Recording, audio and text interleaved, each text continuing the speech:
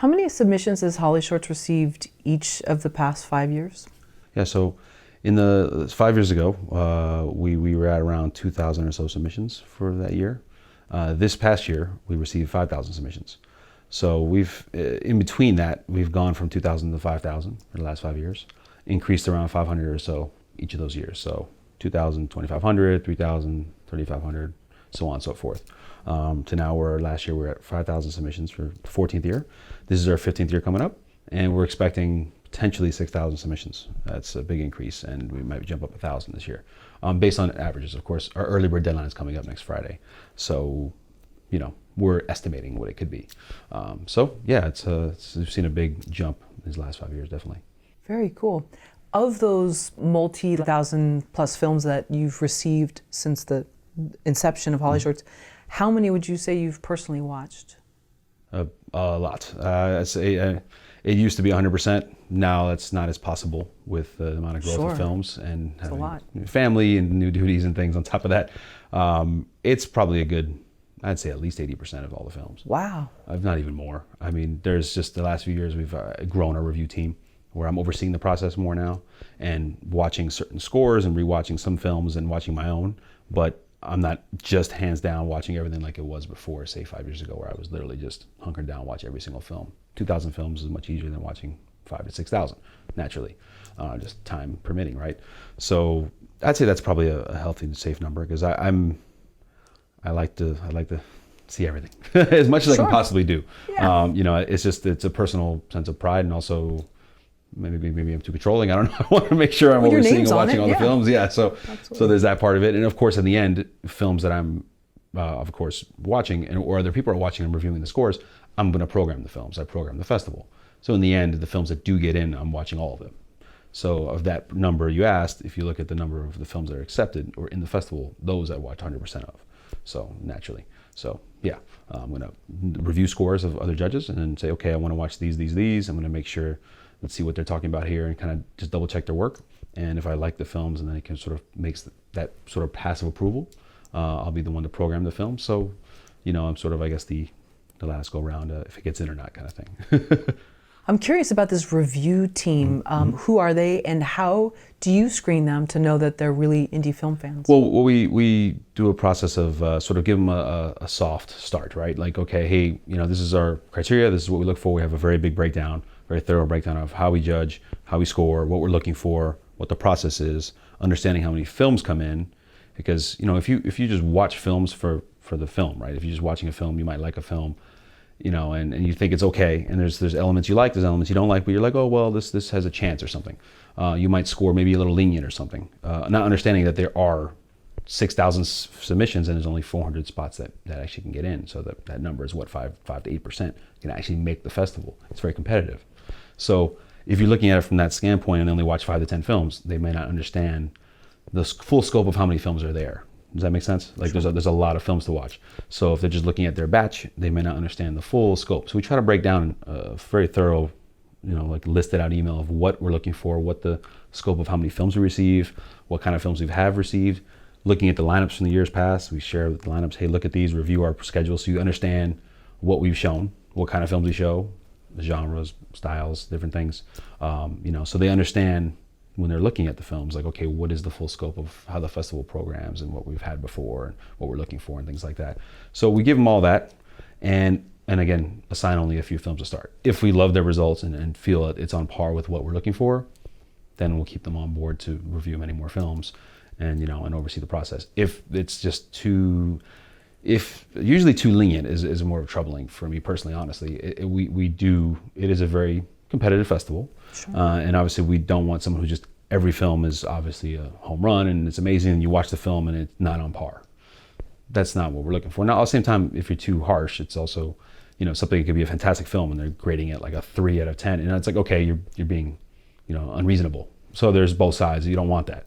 And if that's the case, then we just sort of, sometimes we let them know, hey, we're just moving on. Or some people just, quite honestly, we just, move on and don't respond anymore. Like, all right, we're going another direction. We just kind of like, look for other people and things like that.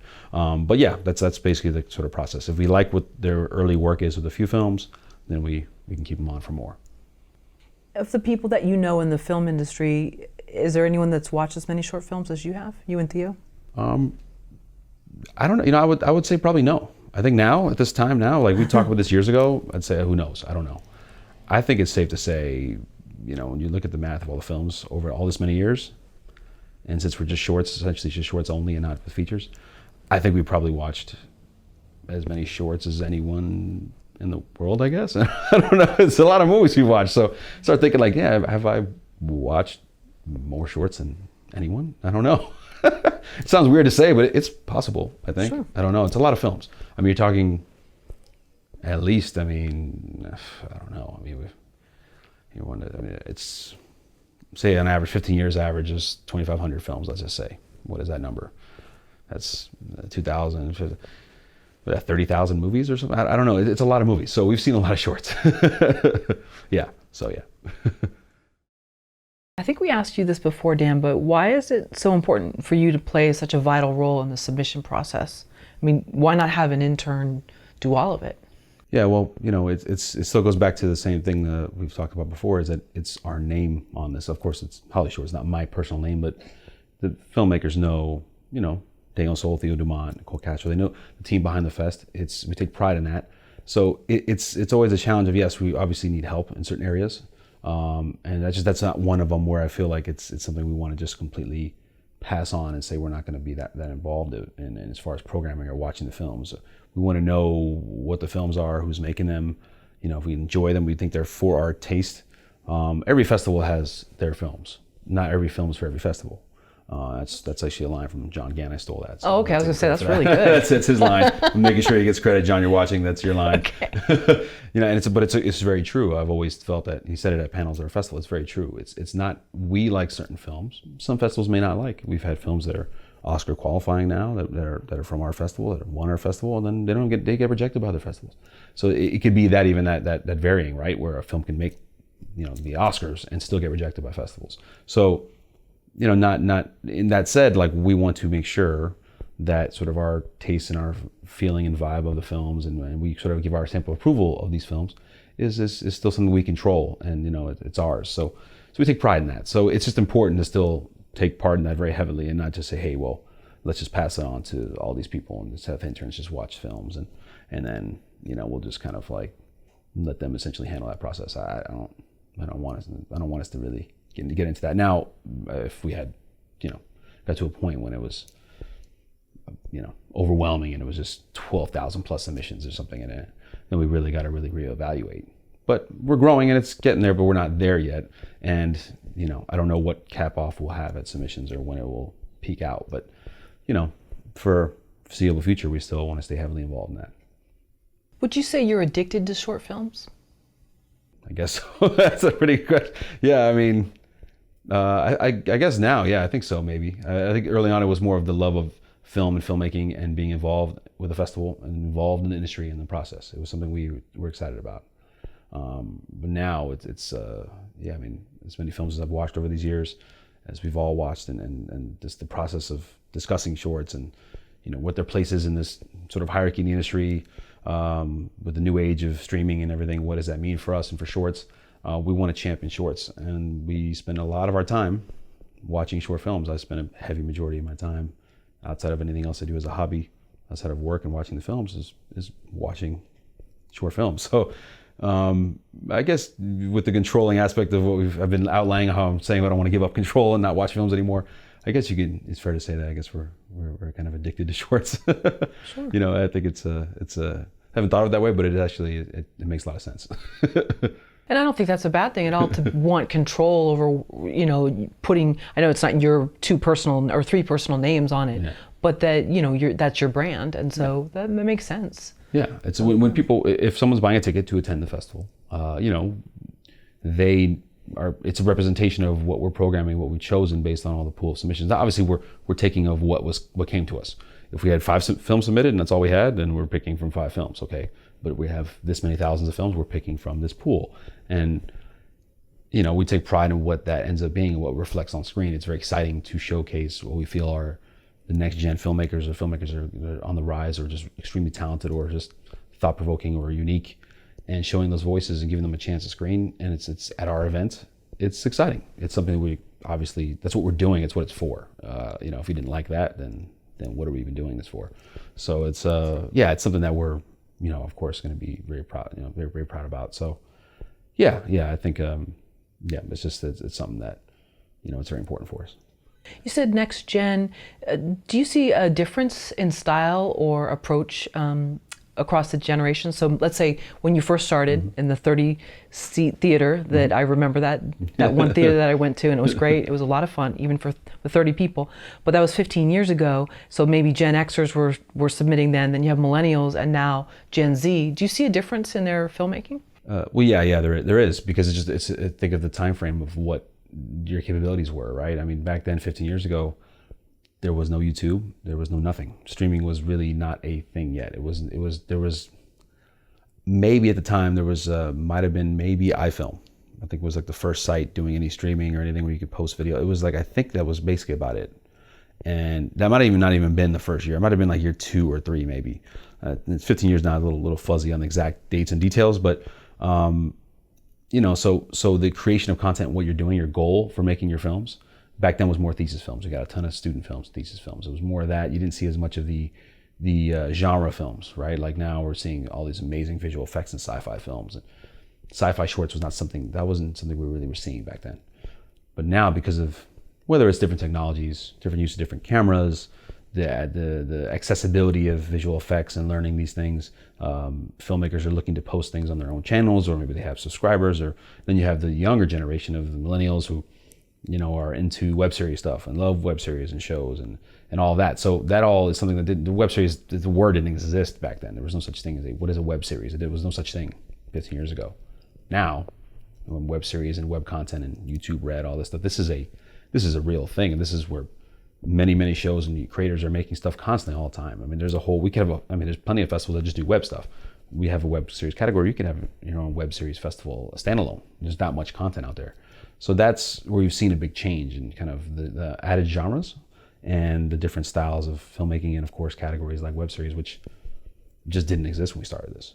So literally we just adapt as we've gone along. We added that category probably, I think, 6 or 7 years into the festival, maybe.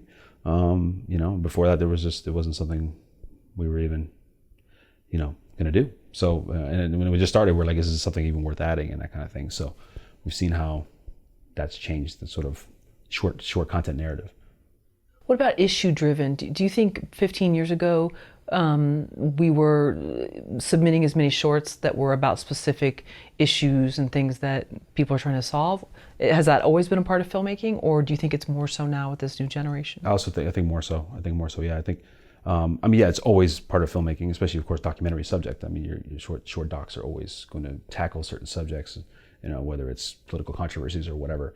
All that stuff, that's normal. That's we've seen that even that many years ago. But now, I mean, just even these last few years, with of course political climate right now and Trump, we've seen a slew of films just being made about him and about that, the instability of things that go on, and then how fast you can create the content to submit, right? Like they can make a film, a filmmaker can make a film.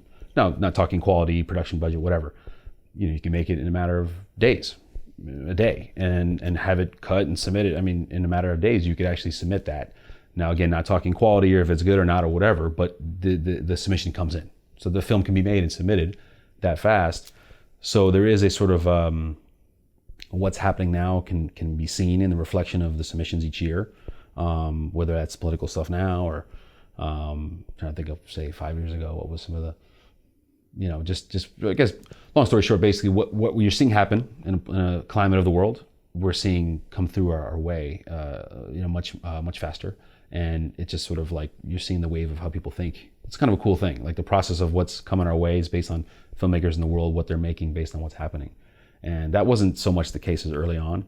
Not to say that wasn't happening, but the accessibility of the filmmaking process and how fast it's become as far as the shorts content, shorts films being made is changed. So maybe that's just a product of that. But you see more and more of that. And back then we didn't see as much. It was thesis film took more time to make, and it was planning, and so you see just some student films and stuff shot on film. So that's obviously also a slower process. So it's different. It was just different. Yeah. I mean, that said, also we only did receive, the first year was talking 23 movies, second year 170 or so. So a different amount of films, but I mean, quickly we were up to around almost 1,000 in a few years, and then so you're still getting a gauge of what's out there. Do you think short films get the respect that they deserve? I think more so now. I think it's getting there. I think for us, the dream or the goal is that it becomes basically the norm, right? Like there's more of a social norm to short filmmaking, the content creation, and also the viewership. People are going to want to watch shorts in a way that is changed and never been done before. If you know what I'm saying, like right now you think of course, feature films, theatrical, right? You think, okay, big films, I want to go to see them in a movie, and that's the story and the draw, like what movie's out there, who's starring in it, and all that kind of stuff. And of course now there's also a turn to that, because now Netflix and streaming has changed how they release stuff. Now you're gonna, hey, I gotta go see this movie, Bird Box. Everyone's talking about Bird Box, social chatter about this thing. It's a movie that is just on Netflix, so it's a streaming movie. That's a feature, but I think that shift can now go towards and help the short film cause. I think people can look to short content and short films in a way that's never been done before. It's something that we're working on, kind of behind the scenes. Is something we're thinking that could be the future. The younger generation, they grew up watching stuff on their tablets, phones, short content. That's been something they're used to. They didn't grow up watching TV the same way we did, where it was, okay, you got to tune in this day, this time to watch your favorite show, TGIF on ABC, all that stuff. That doesn't really exist anymore in the same way. And so all of that, I think, can lend itself towards people wanting to actually watch short films and see really cool short films. And you see the viewer numbers in some of these films and stuff, that's whether it's on Vimeo, whether it's on platforms, whether it's on like a Dust, or the viewership there's millions of views in some of these films. So people are watching. So the question now becomes, who's watching? Who are the viewership of these films? And how do you turn that into a sort of commercial viable thing that's not just like a niche, but something that's commercial and more like universally accepted or known? So it's more household. So that's the next step. And I think we're definitely more so there than we were before. Definitely when we started this 15 years ago, it was thought of as just the little niche thing, short film, student film, thesis, art, creative, very artistic. And that was like a different thought process to what it meant to see a short film. And also you see it with the Oscar nominated films in the theatrical release. Every year they've done better and better in theatrical release every year in the last like six years or so. You see the numbers, the box offices, they're just performing. It's because there's a limited release, but in that release they're making good money, and people want to see them, so they're going out to the theater to see the films. Whereas early on, you thought years ago, that wouldn't happen, or who's going to go see these movies, right? And there was a sort of negative thing to that, and I think now that's gone away. So yeah, I think there's a bright future. Future's so bright, I gotta wear shades. Yes. To show my 80s reference, yeah. Do you think though that hardcore feature film proponents have changed their tune about making shorts?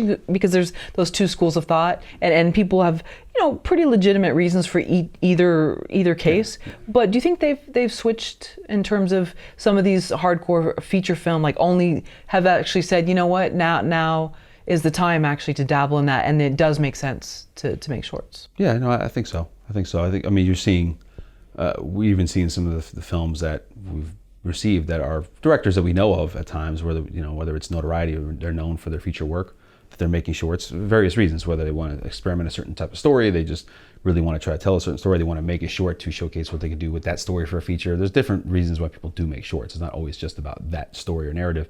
Sometimes it is a teaser for a feature and this kind of thing. You see that sometimes. But we're seeing there's a crossover of both. It's not just short filmmakers making shorts and it's just short content and that's all they do. Of course, they may go on to do features or shows and all that stuff. But there's also feature filmmakers or people that are established in that way or doing features that are also doing shorts.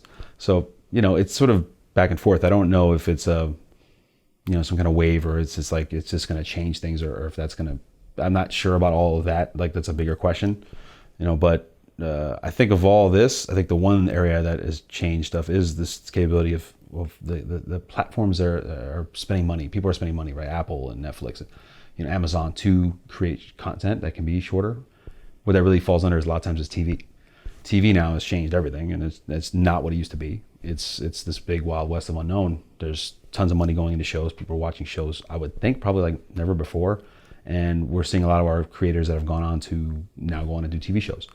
You know, whether they create their own, the alumni have gone on to do some stuff, and they're doing TV shows, I think, like more like never before. I mean, just seeing and following some of our alums, and then see what shows they either show, run, and create, or just they're directing stuff. There's a lot more work there, and it offers a different kind of creative freedom, and you're seeing that, I guess, that turn of like shorts to TV as well. So, you know, it's definitely a different time, and you know, and then TV is definitely an area where you're seeing a lot of our short filmmakers kind of go on to do, you know, TV. So we see every year, whether it's Twitter or somewhere on social media, that HollyShorts is always designated one of the top festivals worth the entry fee. What does that mean to you? Well, it's very important. I mean, look, it doesn't. It's obviously an article distinction. Someone's saying that and writing an article about it, so it's not something we obviously have any control over. We're very proud of that and happy about it, and it's not like any kind of make or break thing, but it is something that we take pride in. We want people to feel like they submit to the festival. It's going to be worth their time and money. Now, obviously, again, you submit, you may not get in. If you don't get in, it in that sense, I suppose, it may not be worth it to said person in some sense, but there are other opportunities with our monthly screenings and things like that, where we're not just taking the films from the festival and then that's it. When you get in the festival, there's a lot that comes with that. But if you don't get in, but you're also invited to the monthly screening, or we're not able to quite program the film in the festival, but we can showcase it in a different month, you're still getting something out of your submission, and it's still very valuable. So that's something we offer that some festivals do not offer or don't do because they don't have monthly events. So we feel like there's a lot of value there, and it's something of us we take pride in. We're not, you know, here to just, I guess take people's submissions of money and just like not watch the movies or something. That's not what we're doing. So it's very important for us to feel like it's worth people's while to submit. And when they do get in, I think it's a huge value. I mean, you spend, whether it's $35 or 70, whatever the top end, low end to top end, as far as early bird, late deadline, all that. That money is, if you accept it, is extremely well spent. I mean, now you're going to get passes to the festival, which a pass itself, you get one all access badge, $600. That's already value in itself to have a pass. You and your guest or other, whether it's producer, director, team, or whatever, get passes. Those badges get you in all the parties, screenings, everything. So you're able to access everyone and be at the festival and attend and take part of all that. So that right there is already great. Then you have an awesome screening at a great venue, the Chinese Theater. So it's good quality screening, great sound, great screen quality. DCP looks great, everything's good. So now you're getting an awesome experience there with a great crowd. So that's part of it. That's great. Then, of course, the parties and networking, very valuable. And that's, I think, probably the biggest value of anything. If you're at a festival, you have to be a part of it, to take part, to meet people, share your stories and ideas, talk about your film that someone just saw. If they just saw your film and you're not there to talk about it. Hey, where's that director? I love that movie. Oh, no, they're not there. Okay, well, the person just forgets it, like they move on, like they can't talk to you. Maybe they don't know how to get a hold of you. Like, well, then that's an opportunity lost to mingle with someone, to network, to collaborate. What if it's an agent or someone who can sign you? What if it's a producer who's interested in your work and wants to see more, wants to produce you?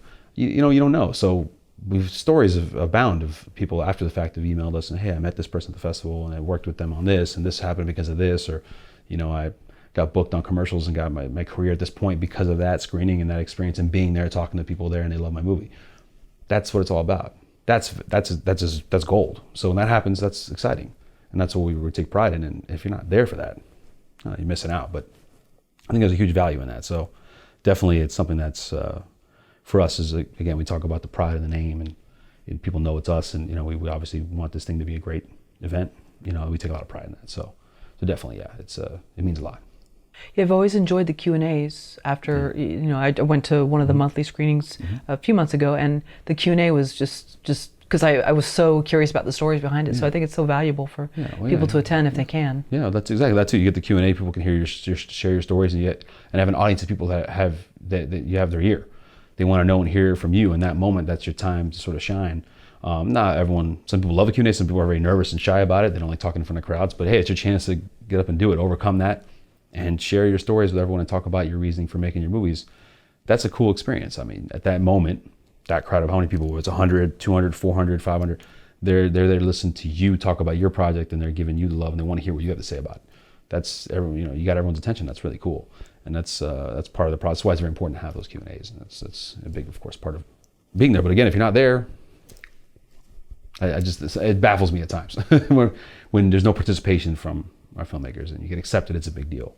And we think it's very important for those folks to represent themselves at the festival. Not just saying because it's our festival, but any festival. Sure. You should, if your film's there, if you can, of course, depending on travel, whatever, but if it's not you, it's someone with the film or someone involved, should be representing the film. It's an opportunity to take that pass and tell the stories and share about the film and be in front of the audience and you have your moment to shine there. And to just not do anything with that is, I don't understand sometimes, to be honest. Dan, can you kind of peel back the layer for us? Can you take us through like the life of a submission? Like suppose I'm submitting my film, whether I do it, what is it, through Film Freeway, or if I actually mail it in, what happens to that film?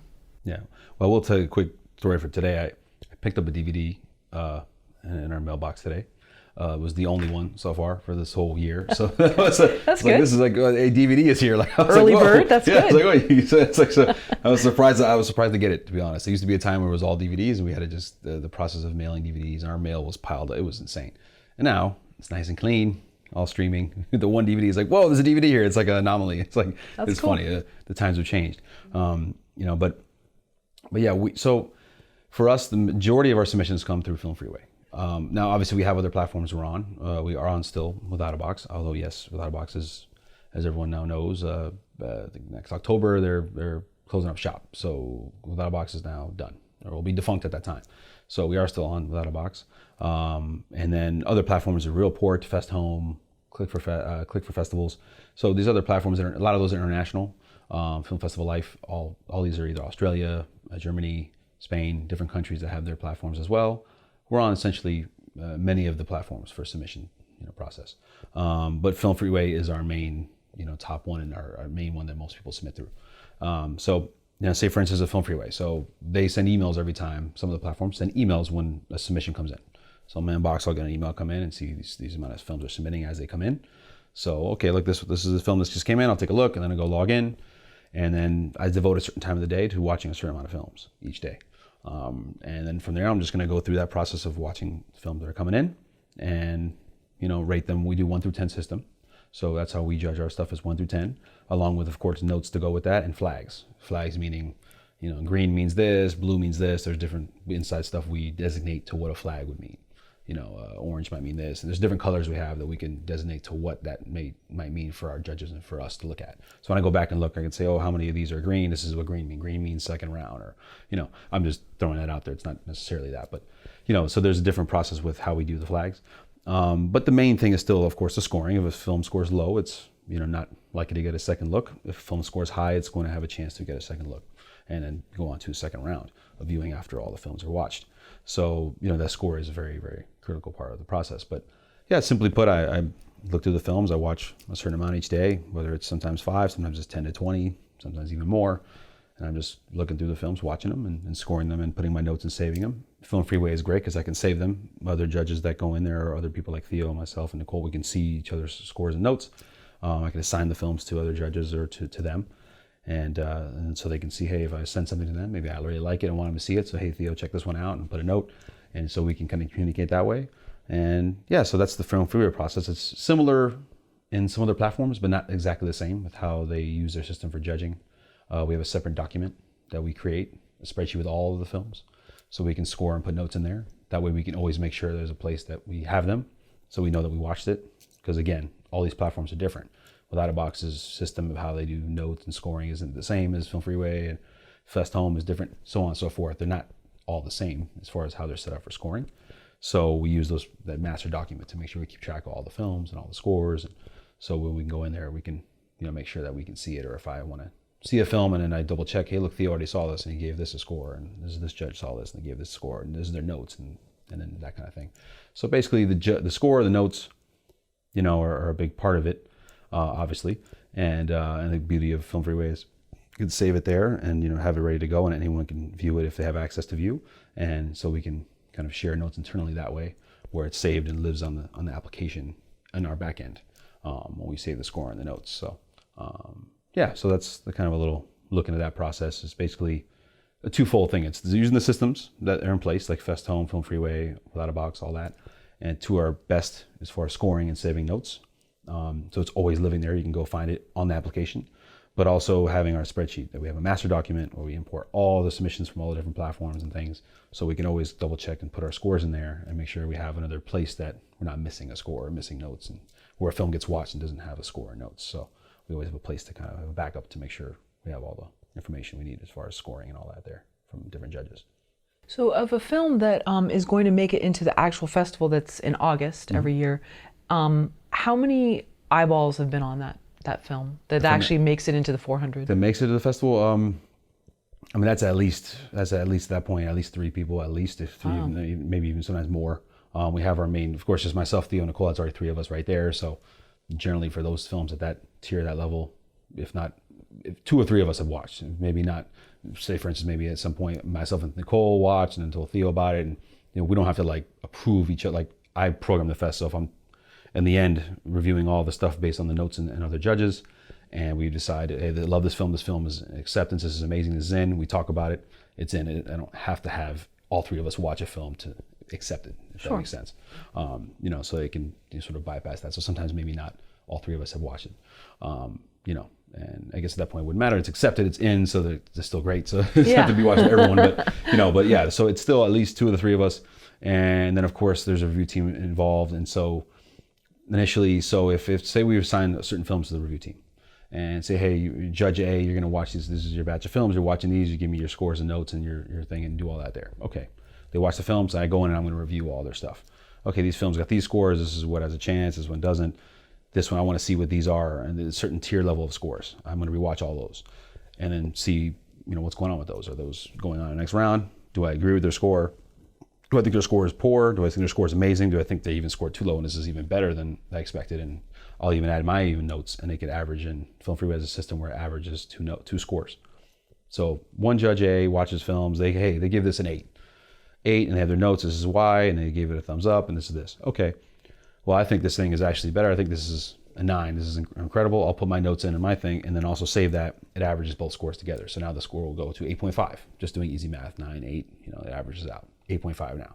So now it bumps the score up a bit, and I'll note that this is a second round viewing, and I've watched this now for a second round, and this has a chance, and whatever. I'll put my notes in there for that. We're going to come back to that film. That film is now sort of moved on to the next round, and that's kind of how that process works. Or the opposite could be true. Judge watches it. They give a certain score. I watch. Disagree with the score. This is not going to be something that's going to be acceptable for our standards. It's not going to make the festival. Put a certain score in. Note that, and at that point, that's it's got its second viewing, and it's now essentially going to be rejected. So if that makes sense. So that's how that can go. So usually there's generally a lot of times a 2 viewing process is our goal. Now, sometimes it doesn't happen because the films score so poorly, that amongst all the films and the amount of films that are submitted, is that low of a score, quality isn't there, it's not going to get a second viewing, not likely. Outside of a double check of like myself or Theo or us double checking the films, because sometimes I've seen films where a review team person gave something a 1 and it was actually not a 1, it was actually a 10 because of the drastic nature of the film, that the judge was actually very, so I guess it's just say offended by it. Sure. We thought it was actually incredible, and the film actually ended up making the festival. So there was the opposite. So you have to double check scores, whether it's even very low or very high, just to make sure where the sort of head is at of the reviewer, to again talk about the film for a festival, and it fell under what we felt are our standards of what we're looking for. So now that was a drastic example because the film was a bit graphic in nature and very, yeah.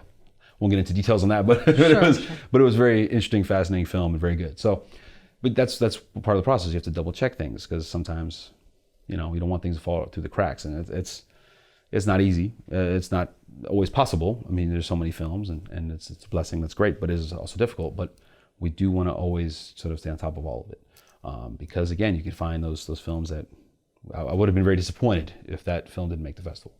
We felt really strongly about it. And about the filmmaker and about the actual movie. So, that's why you got to double check films and try to watch twice and not just watch once and just let it fall by the wayside. But again, it's not easy. Not all films can get that second viewing and third viewing at times. But that's the goal, is to go through rounds and have films watched more than once. Because also there's how you feel when you watch the film.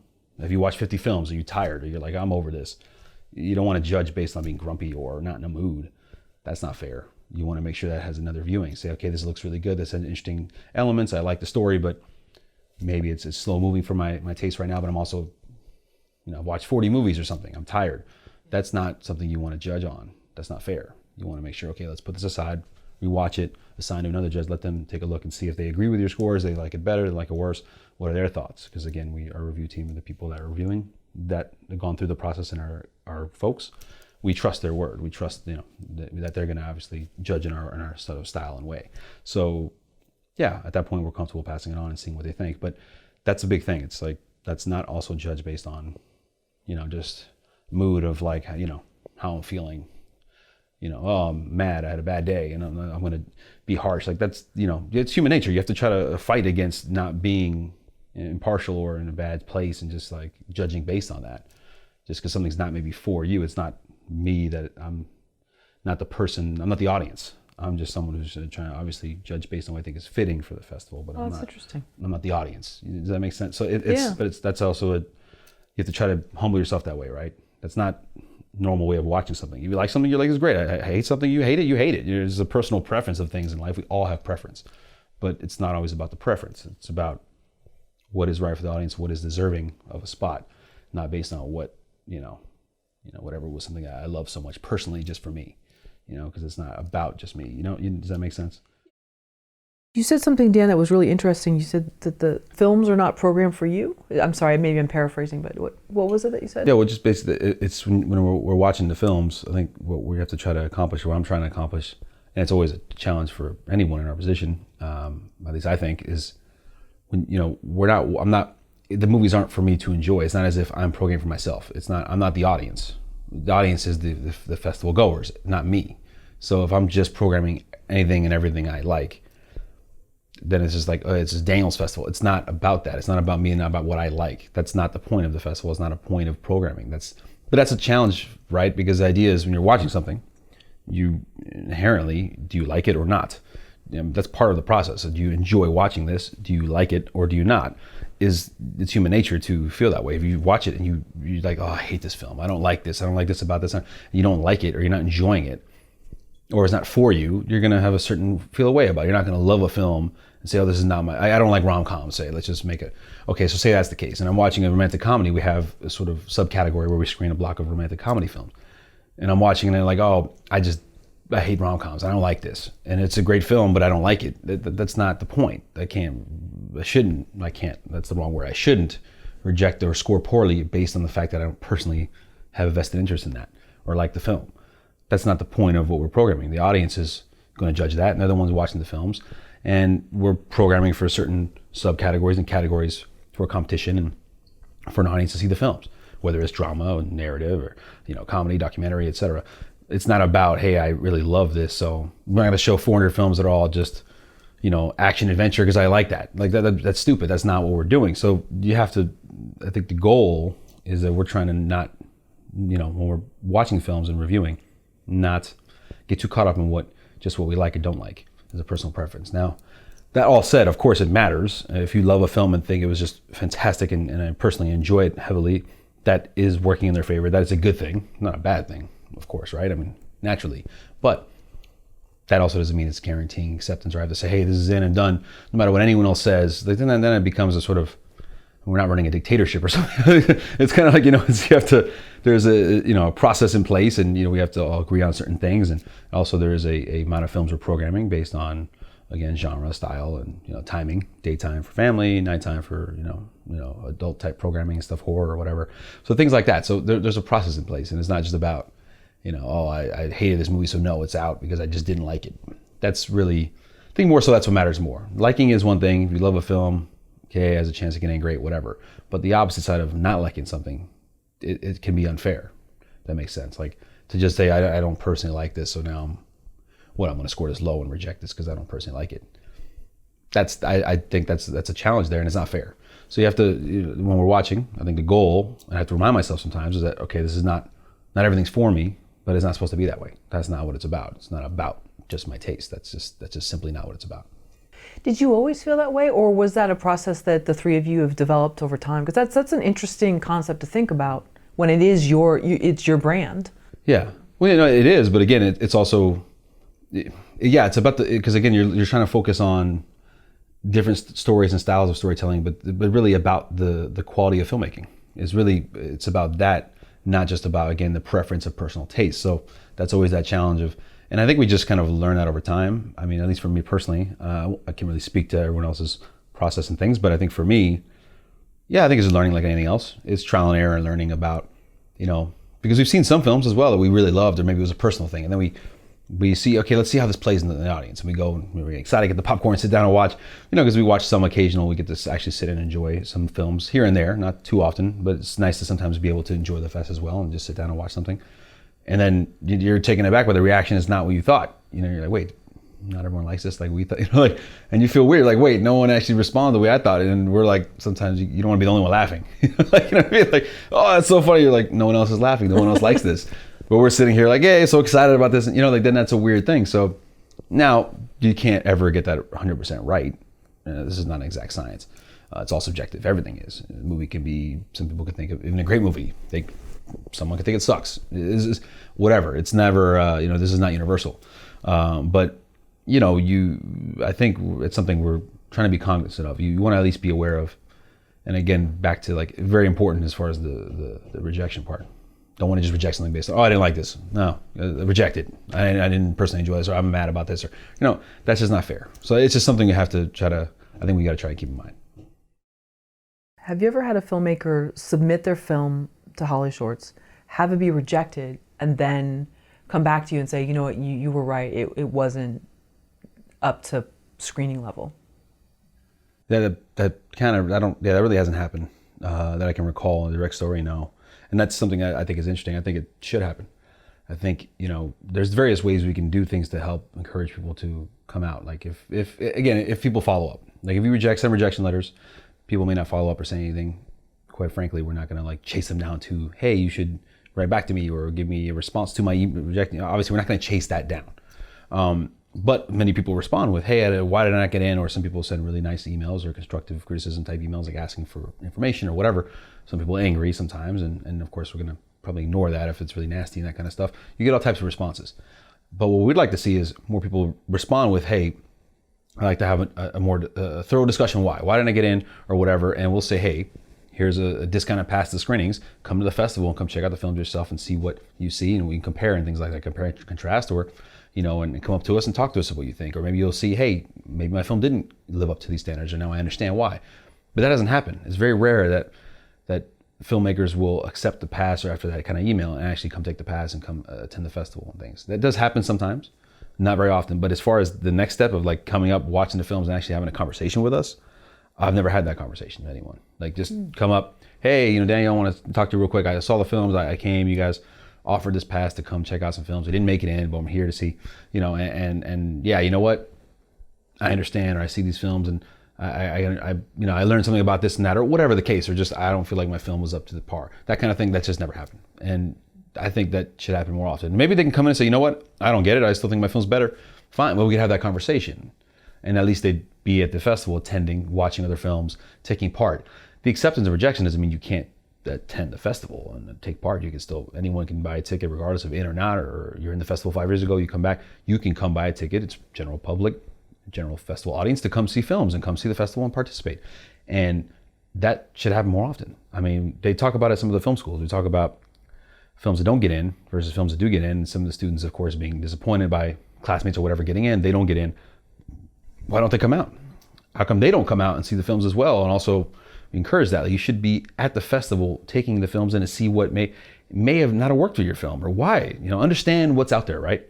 Like if I'm in that position, I want to know what's out there. I want to know why. What am I up against? What was the reason I didn't get in? Like that's important information. That's something that should be chased down. They should be knocking at our door to come to attend the screenings and come to the festival. Not, oh well, screw you guys, you suck. This idea that we suck and it's your fault, not mine, or something. And that's not the right mentality about it. And that's what I think is sort of a prevailing mentality, is that it's never anyone else's fault, but the others are ours. And not to say again, we can get things wrong. I'm not sitting here trying to tout our horn or something, but it's true that there is probably many times a reason why maybe the film didn't get in, and it'd be good, and it might behoove a filmmaker to say, you know what, Let me go check these films out. Let me see what's going on here with this festival. Let me see what they're looking for. Let me get a little more information, or even research all the festivals to know what you're submitting to and things like that. Like it's just part of the process that you should know. It shouldn't be something to just act blindly to, like, oh, well, my film is amazing. My work is the best. And I just believe in it wholeheartedly. So I don't care about anything else. I'm just submitting and I should get in and that's it because I'm great. Like, okay, well, that's not necessarily real life here. So like, it'd be good if people would actually take more initiative that way.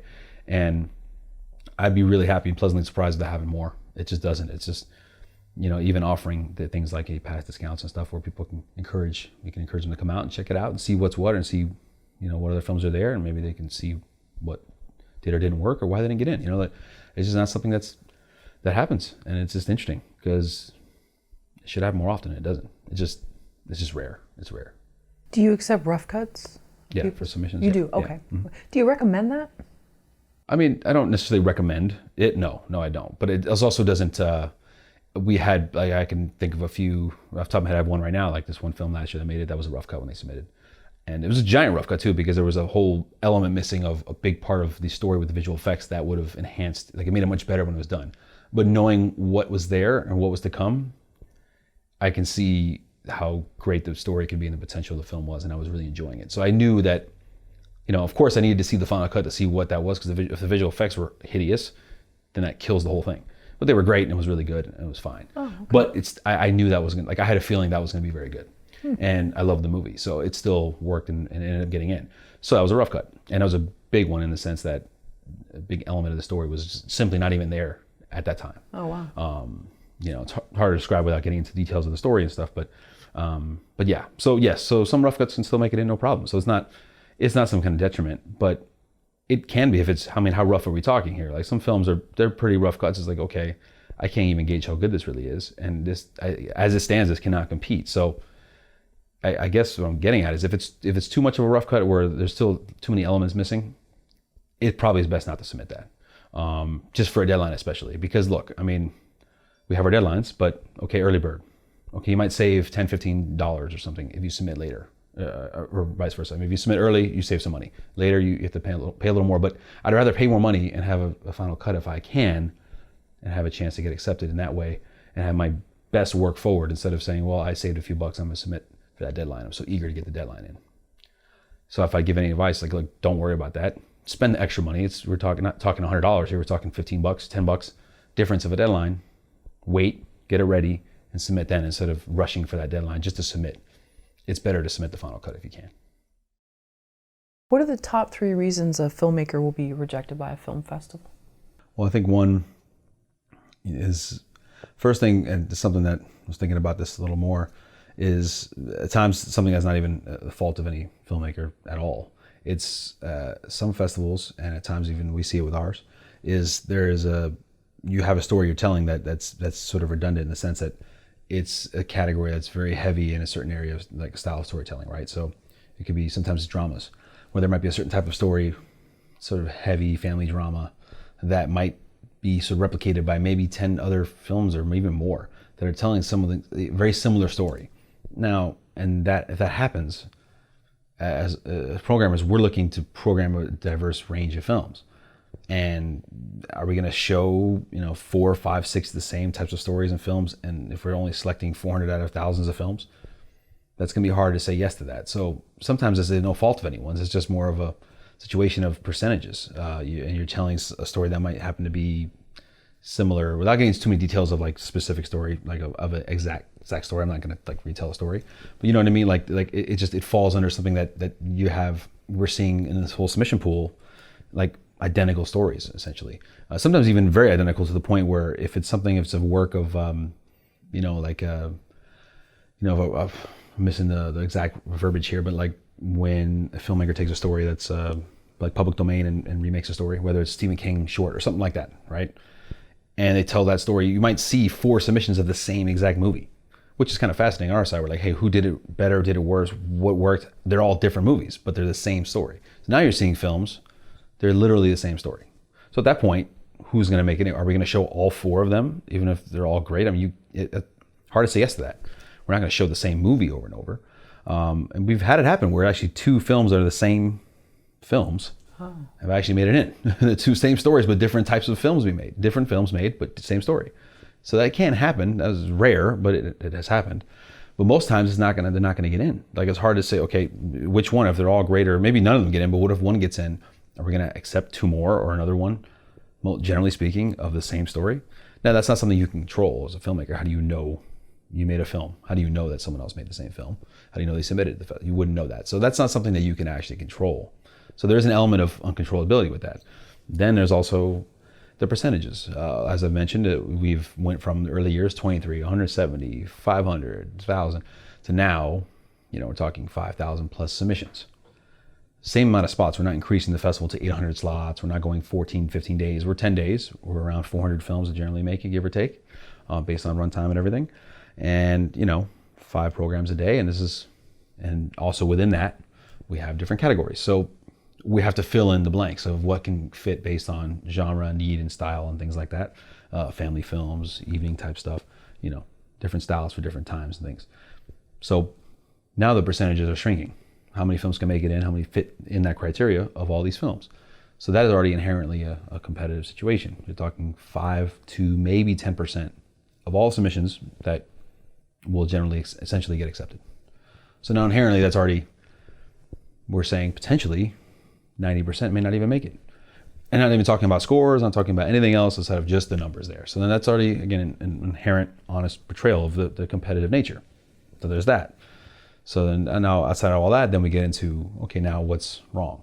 Then the next step is, the next thing we're looking at, of course, is any of the potential flaws, whether it's technical stuff, technical issues that are, whether it's just the obvious things of poor jump cuts or, obviously boom mic and shots, these kind of obvious things. Any of those things, that's it. That's like a sort of automatic rejection of sorts. Basically, you're eliminating yourself in that sense, just because of those errors or edits or issues. So there's that. And then you get into, okay, how's the acting? How's the storytelling? How's the writing? How is the cinematography? All the technical aspects of the film? If some of those are okay and some of them are really poor, you're gonna have a lower score. You're just gonna get rejected. It's not going to make it. And again, that's the standard based on, we're talking our festival at this time. I don't know, other festivals have less submissions. Maybe there's more slots or different things that they have going on. But when you look at that aspect of it, there's some of those elements that are, for us, it's sort of, it can make it sort of automatic. You're sort of rejecting yourself in some sense.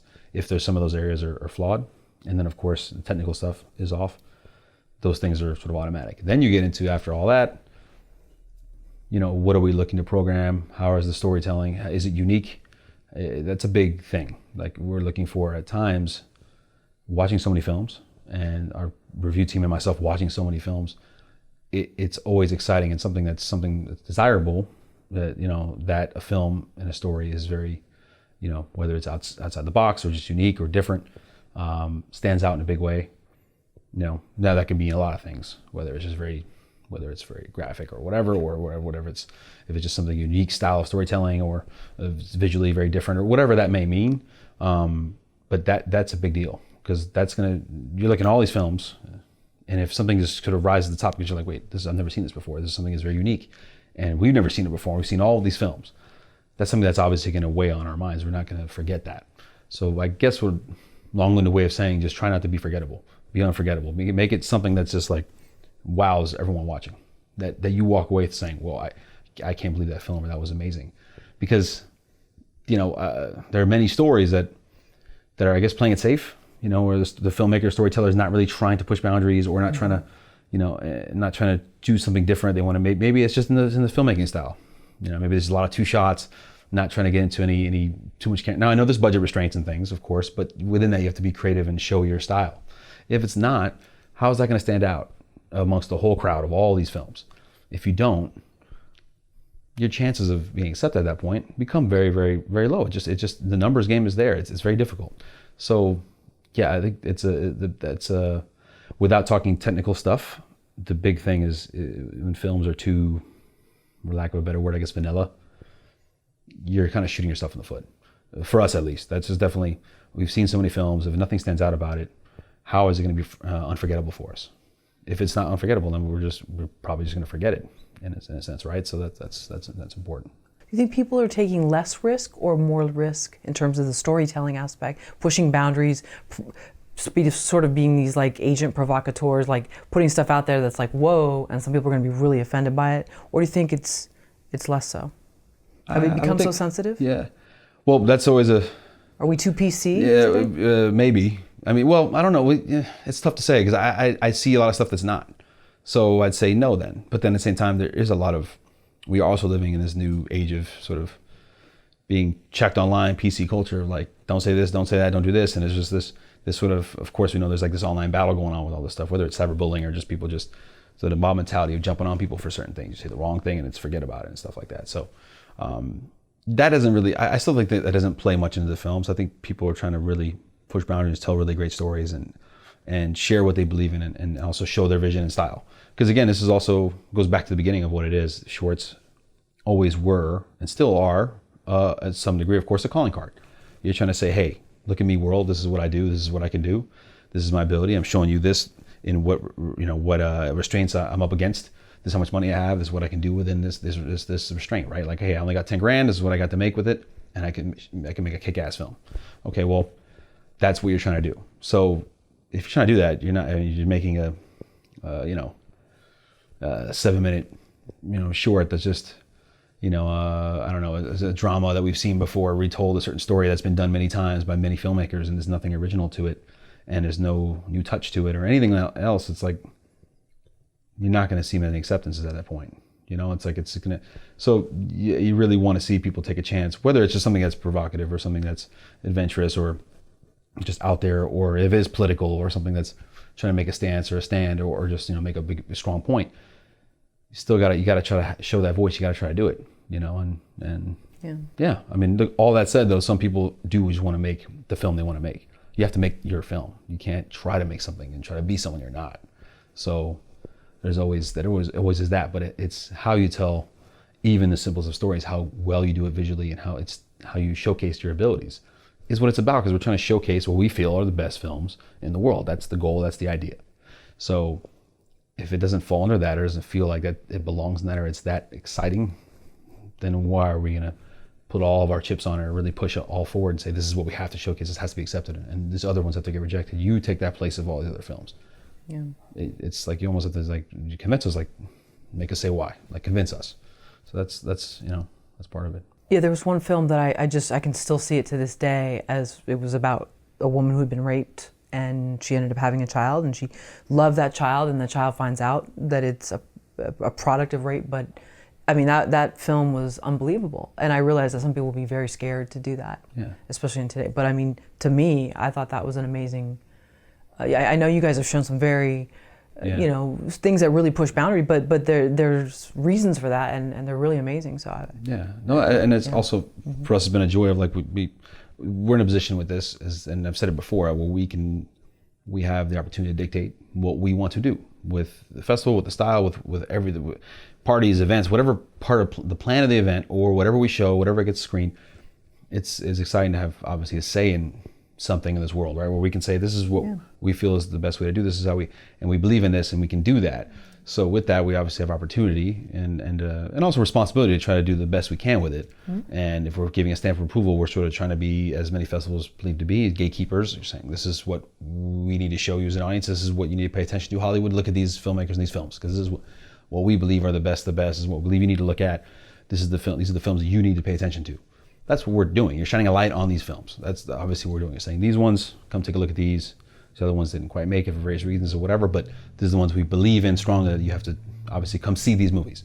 So, that's a responsibility that we also have to take serious, not just throw up anything on screen just because we, feel like we owe someone something or something. It's just not, that's not what that's about. But, I think when the more films and filmmakers are pushing those boundaries, what a lot of festivals are doing, like Sundance, and they program a lot of stuff that you'll see over the years as also push boundaries, been very unique and aggressive in their storytelling, their styles, and not pulling back or holding back for fear of what people react to or what they say.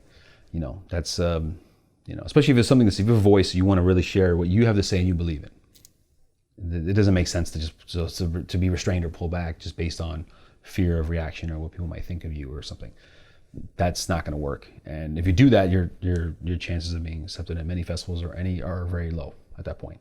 So it's, yes, you got to tell a story you got to tell, but that's also means if it is more of a film that doesn't require that kind of, if it's not a provocative story or things like that, it can be more of a simple kids film or something, that's fine. But if it's the opposite and it's supposed to be this very provocative story and things, don't also pull the curtain back or pull back a bit. Like it's, I'm trying to think of a quote that I saw recently that was dealing with that same subject of like, when it came to a film that was it was retelling a war story. And they were saying there was responsibility to not, pull back on how aggressive and awful that is. Because if you're not showing what that really is, then you're doing that disservice. The people think, oh, this is okay, this is not that bad. You can't walk away feeling that way. That's not what we should be portraying as a situation of showing what it means to be in war. War is violent, awful, and terrible and sad. To make that feel like it's not, that's a disservice. So that's something that I think people should really keep in mind, and that's something I've always kind of thought of when I think back to that quote. And forgive, I can't actually remember the exact quote. So I'm paraphrasing something I saw recently, and I remember, and it stuck with me in a documentary I was watching. And it's very important to show how awful things like that can be, and if you're telling that story, not tell it in a PC way, to make sure it is what it's supposed to be, and it is also aggressive and things like that, or whether it is violent or sad or depressing, not make it less depressing. You mentioned the thing about rape, and then like don't make that be something that's like not awful or sad, like make it feel like it's just okay or just something. That's just doing total disservice to anyone who's ever been a victim of anything. Like that's it's very important to not have that be the case. And so I guess long-winded answer is basically just make sure to go all the way. And the filmmakers spoke afterwards, and they gave a very I won't go into too much. Hopefully we can put a link to it in this video below. But I mean, it was amazingly done, and they talked about it. And I remember I just went up to the filmmaker afterward and just thanked them, because it was an incredible story. And although they were trying to show that this mother loved this child, they had to go to certain places that might make certain people a little bit uncomfortable. Yeah, and challenging for those actors and for everyone involved in the project. And that's right. But that's anything worth telling is it needs to be that, and that's exciting when you see that. For us, it's exciting. We're like, well, wait, wow, we have a chance to actually show this and let this story be told and give it sort of a life. If it's a world premiere, like, well, we get to show this for the first time, like an audience can see this now, and this is the work they've put in and the chances they've taken, and now we get to showcase that. That's that's pretty cool. So that's obviously something that we're able to do here. This is part of the blessing of being able to do this work is showcase films like that. And give them their chance, or whether it's their first chance or their only chance or whatever. Or if they've shown the movie 20 times already and we're like the 21st screening, okay, it's great, but we're getting a chance to show it to our audience, and another audience can see it again, and that's awesome. So that's something we obviously don't take for granted. Should a filmmaker ever stop submitting to festivals? I'd say maybe. I mean, it really depends on what their goals are for their films or their film. Obviously on one hand, I'm going to say no. We're a festival, so obviously, sure. Submissions are a big part of lifeblood of a festival. We obviously rely upon that. We need we need the films to compete against each other. We need to see the best of the best. We need to receive them. If we don't receive them, we have no festival. And B, of course, a portion of a budget of a festival is revenue from sales, revenue from sponsorship, advertising, ticket sales, and submissions. So it's obviously part of what needs to be there, so we can obviously keep the lights on or whatever, so to speak. So it's important. But at the same time, not every film is meant to be in festivals. So, there is stuff made where there's just more of something that's more, maybe it's something comedic for the web or something. It's not really a festival type film where it's going to compete for big prizes or maybe try to be an Oscar nominated film. So there's some examples where you might argue like, look, maybe it's not best for you to submit to festivals, or just to not submit so many blindly, just like looking at, hey, there's a cool festival, let me submit. Understand what you're submitting to. That's more big. That's a bigger part of it. Knowing what festivals look for what kind of films. Does said festival like your comedy, or do they never show comedies and they only show narrative, dramatic films, and they only show maybe, a festival that's all about horror and they don't want comedy, and then or whatever, like that kind of thing. If you didn't know that or don't pay attention to that and just kind of submit to everything, just because, hey, look, these cool names, or I know these festivals, or I like them, or I've been to it and it was cool, let me just submit my film, but not understanding what your chances are at that point. Then you're essentially just sort of handing your money over to the festival, letting them watch it. Maybe they think it's cool, but it doesn't fit their thing. You know, we now have the Hollywood Comedy Shorts Festival that we started 4 years ago. It's our sister festival. It's comedy. And we see submissions that come in that are literally not funny. Not necessarily not good comedy, not like not funny. Not funny as in they're just straight dramatic narrative films or dramas. So we're like, okay, you submitted to our festival, but we're not, the number of, not just one or two films, it's a bunch of films. And we're surprised. We're like, wait, so okay. And sometimes I even flag them and say, look, well, maybe we'll show this in a monthly separately and then have a different conversation with them because this is a good film, but this is simply does not fit this festival at all. Like we're looking, the name is comedy. We're looking for various kind of comedies, but we're looking for comedy. And if there's not one joke or comedic element to the film at all, it's not getting in. I mean, we're not looking for those kind of films, right? So then they just submitted to a festival not even paying attention. And if you do that, then you're just wasting time and money then at that point. So there is something to be said for making sure you pay more attention to where you're submitting, research the festivals, understand what the festival looks for. You know, you can look over their program guides. Some of them are online. You know, HollyShorts, our guides are on isu.com, so you can find them on these websites. On our website, we've also put the links. So we have them on there. So you can see the programs from the past 5 years. Hey, let me look at 2015, 16, like what have they been programming? I mean, yeah, I get it. I get it. That takes more time. Who has time for all that, right? But if it's something you're obviously taking serious here, there is time to be made for this. This is important to research this stuff, to pay attention to what films play where, what kind of films they like, don't like. Again, some festivals just don't like certain kind of films, but that doesn't mean they're not taking your submission. That's the thing. Obviously the comedy festival, they came in, they submitted. We don't control what comes our way and gets submitted. The link's there, people can go to Film Freeway and submit the film. So if you submit your film incorrectly, that way we're not watching the film now and saying, okay, well, we're gonna just hand you your submission back, give your money back. No, that's not happening. We've watched the film, done the work, and you submitted and you try to compete, and it's not the right place. Sure. So if you're doing that, that's just on the filmmaker's part, that's just sort of, I guess, essentially wasting their own money and irresponsible. Like you gotta know what you're looking for, what goals you have for your film. Where do you want it to be? What kind of festivals? What cities you want to play in? What cities you think are not pointless to play in? What if you're like, I don't really want to play in this city because I don't really care. I don't want to go there. I don't know, whatever. Like there's different reasons for submitting to different festivals, different places. And so I think that's a bigger part of it. I mean, there is the opposite end of that where, again, some films are just not meant for festivals perhaps, and it's not something that's meant to be submitted to festivals, then fine. Then you shouldn't submit at all and just say, okay, this film is only meant to be online to share with some friends or just post online because it's some little silly thing and I only made it for a few minutes with no money. I don't know, something like that. But if it's something that you are, of course, taking serious, you want to get an audience and showcase and build your film up and build your career up, then yeah, I do believe in festivals. I think, yes, you should be submitting to festivals. So I guess it really depends on the film. Well, then on the flip side, how does a filmmaker know that it's time to submit to a festival? Like suppose they have something that they've worked on and they feel that it's ready. How do they know it's ready? Well, again, that would go back to what we talked about earlier, is not just about researching the festivals, but going to the festivals.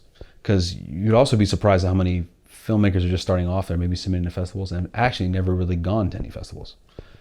And it's like, okay, you've never been to the festivals, maybe you've never been to ours or some other festivals you're submitting to. And some of that, of course, obvious reasons. If you live in Los Angeles, maybe you're not going to go to DC for DC Shorts, or maybe you've never been to New York City, so you've never been to Tribeca or whatever. Like that, okay, that's obvious. But still, you should attend whatever festivals are in your area. So if you do live in Los Angeles, there's a ton of course, festivals in Los Angeles to attend, ours and others. And there's also Southern California. So you have San Diego, you have San Francisco. I mean, you can go to festivals other places, Las Vegas. So, attend the festival, see what's out there, see what a festival film might look like. You go to these festivals, say, hey, my film is much better than these films I'm seeing at all these festivals. Okay, I feel like my film holds up against this. So I'm going to submit to these festivals. I think it could play here, and I think it's better than these films. Okay, good. If you have no idea, never seen the trailers, never seen the festival trailer, never seen photos of the festival, never seen the lineup of the films, how do you know your film fits any of that? I mean, I guess, again, granted, some films are just a certain level of caliber of production, a lot of money spent, time, effort. It's just, if the film you walk away and you watch it, you're like, I feel really good about my film. This is a great film. I feel really confident. Yeah, you can just submit to a bunch of that. That's fine. But I mean, not every film fits all the festivals, and maybe that, maybe even after the production is done, you haven't looked at other fests and seen what's out there. You also have never done it before. Maybe the film doesn't hold up as much as you think. Of course, sometimes every person making any films, we've all made films, feels better about their film than maybe the film is. There's always a sort of a confidence of like, our film's the best, of course. So there is an element of how do we tell ourselves the truth and things like that. But, it is hard to say, but I think there's a process in place where you can just at least research the festivals more, attend more festivals, to be there and see in person what's playing at the festivals, because many of them you can't see the films online perhaps, so you only can see them in person at the festival. So see the films, go to the festival, check it out, vibe these things out, and see. Then you'll know, okay, my film compares to this, or my film doesn't compare to this. Maybe you be realistic and understand that the film doesn't fit the mold of what the festivals are looking for, what you're seeing. Because we see people at our screenings all the time. They come out, they talk to us like, wow, it's very inspired by these films. These films, the quality's great. I didn't know what to expect. I'm blown away by this. These films are really good. Now I understand what this is like, or this kind of thing. Like, like they get an understanding after seeing films and seeing a few blocks of appreciation that if they didn't go, they'd have no idea. So, by doing that, they could have a better understanding of maybe my film is up for this, and maybe my film is not. I need to submit elsewhere or try to do this instead, or maybe make a different film, or maybe hold off on this one, or, things like that. So it's just, I think attending the festivals is, of course, a big way of understanding that. Maybe I'm in the dark here, but do we hear as much about web series as before? I feel like we don't hear as much about web series. Well, I think we still do. I think there's, the general term of web series is kind of, I guess, too broad, right? Because what is that? Is it just something that's a continuous series you make and post online? It's on YouTube, or maybe potentially on a Vimeo or these other platforms, or is it that? Or are we talking what YouTube Red's done, where YouTube Red is now obviously producing content and making their own series? So they are actual, are they just actual series? Or are they web series because they're on YouTube, but they're for pay? And they're, of course, of bigger budget, and, now you're having some name recognition people and big talent, attached to these projects. So is that also a web series? So I guess what are we defining as web series has grown so much from when it was just, independent filmmakers really trying to make a name for themselves, make their own series and get a following. Well, you still see a lot of that, and some of it works really well, and they have a following built up, and obviously you're doing episodic, so you have to come back, the hookability of like, all right, I want to come back and see the next episode, so you have to wait for it and that kind of thing. That's like a normal traditional thing. But a lot of that's changed now. Now you also have streaming with Netflix and everyone, where their shows are saying, okay, well, we're just dumping the show, the whole thing, and binge it and watch all 13 episodes, and it's on, February 5th, and it's on. And instead of the traditional way of, hey, come back for more, come every week, weekly, maybe daily, or whatever that web series might be, or whatever the series is doing. HBO every week, Game of Thrones every week. Netflix and them are just Hulu, they just dump it on there, and you can just binge it and see everything right then and there when it's airing. That's different. That's a different thing. That's changed things as well. But I still think there's a big audience for web series. I think especially when it comes to what is a younger audience looking for, that sort of young adult audience, they like this stuff. But again, it has to match their needs and desires of what they're looking for. What kind of comedy, what kind of writing, what kind of actors and cast, the things they're looking for, that fit them. So, you're seeing stuff serving them, and I think some of what YouTube's doing with that is focusing on that younger audience, trying to hook them into watching this content. And those are name talent and people that they like. So it's not something that relates to me. When I see some of these things, and I'm like, I'm not really into those things that they're putting out. I don't like those shows. That's not something that's going to attract me as, coming up on his 40s as a male, not like a 16-year-old teenage girl, like they're looking for this stuff. It's a different audience there, but it's being serviced. So the content's being made for them. And so we're seeing a lot of stuff that's still on web, and for us, submission-wise, we're still seeing a ton of web series submitted, a ton. A lot of web series come in. There's a lot of TV pilots and stuff. They're obviously trying to also go the TV route now, because you can pitch to networks and you can pitch to streaming, streamers and stuff. There's a new need and desire for TV content and it's episodic that way. So you're seeing pilots made for that. But web series is still very healthy as far as a submission for us, is what we see as far as what's coming our way. And I still see there's a ton of them. Now, how good they are, how popular they are, that's something that's still, I guess, in question as far as the popularity, or how many views they're getting and this kind of thing. But we see some that are really awesome that have no views and no real following, but they're fantastic, and some that have a huge following that are kind of silly, honestly, or I don't think very good, or don't make it because they're just not strong enough, the content of the story, or just the acting. We just find that some of it's not really for the festival, but they have a big following. So hard to say, but there's still a ton being made. So it's still something I think is very, very prevalent. Do you think YouTubers are as apt to submit to your festival as just what would be a regular quote unquote filmmaker? I know there's a lot of controversy over, a YouTuber is not a filmmaker, which I don't necessarily agree with, but Yeah. do you think some of these more named YouTubers or people with a larger YouTube following are willing to submit to a festival versus someone who's like, no, I'm an auteur, I'm a filmmaker? Yeah. Well, a little bit of both, because for us, we have the actual categories. So since we are covering web series and TV with categories, we're able to actually accept those submissions and see them come our way. But that said, still a lot of, if you say YouTubers, are people that are maybe extremely famous or built their brand up strictly on the YouTube, sort of with their subscription channels or with their own platform and that kind of thing on YouTube, or, you know, we don't see as many of those, you know, whether it's, I'm trying to find the right, like, you know, especially going back to the young audience, like talking teenagers, there's a certain, like, influencers, right? That's the word, the influencers. Some of these influencers, we're not seeing as many of them submit, quite honestly. So I guess there is a disconnect to some way. There's some of them do. We have had some, and we've screened some. We've had some at our festival before. So there are some, but as a whole, like, it's not a heavy majority. Not like all of them are coming our way or submitting to festivals or submitting to our festival. So there is a sort of, I guess there is a, that's not really the right word, disconnect, but there is definitely, you see there's a sort of difference as far as who's submitting to festivals and what their goals are. I suppose they feel if you are, I guess, a quote unquote influencer, maybe that means you have millions of followers or something, and you're making, you know, quick hitting web series content or like stuff that's kind of good for Snapchat and that kind of stuff. Like, is that something that's going to fit for the festival? They probably look at it like probably not. And maybe they're even probably right, you know, but they also have a huge following and they become famous and they're all right, you know. So where does that lie for the festivals? I don't know. For us, it's definitely, it's kind of, there is a, I guess, a disconnect there. It's not something that we're seeing a ton of. You know, maybe that's something to explore as far as a category for them or an area of another festival, or maybe there's a festival to be had just covering the sort of that area, like a festival just for, you know, that sort of ilk of a YouTuber or a filmmaker that's got a big following that way. You know, I don't know. We don't personally put any judgment. For us, I don't feel like we care if you're an influencer or not, big following, no following. We're trying to just strictly look at, is this good or not? Is this fit the mold that we're looking for the web series category? Is this good for said categories? And that's it. That's the goal. And if it is, then great. And if it is not, which some of it isn't, because I've seen some of this stuff. And some of the stuff is like, I don't know. It's just not for us. It's not for me. It wouldn't fit an exhibition screening of, like, you know, the festival. It just doesn't, you know, whether it's just a few seconds or it's 10, 20 second little sort of cutaway clips and it's like a bunch of episodes where it's like silly punchline jokes and stuff doesn't really have any production value at all. And, you know, like but people love them and they have this huge following. Not to name names, so I won't specify anyone, but, you know, it doesn't maybe fit. So, you know, yeah. Well, you mentioned, you know, influencers or people that are famous. So in selecting films, how important is the celebrity factor? I mean, do you think maybe it was more important before and less so now because there's so much great content? Yeah, kind of. I mean, it's always going to mean something to any festival or event. You can't sit here and lie and say it means nothing. Like, people will say that's just a flat out lie. It can't be that, right? Because you're a festival, you're an event. You also, part of that is trying to draw an audience and obviously make a name for the said festival or events. And, you know, some of these names can be a big draw.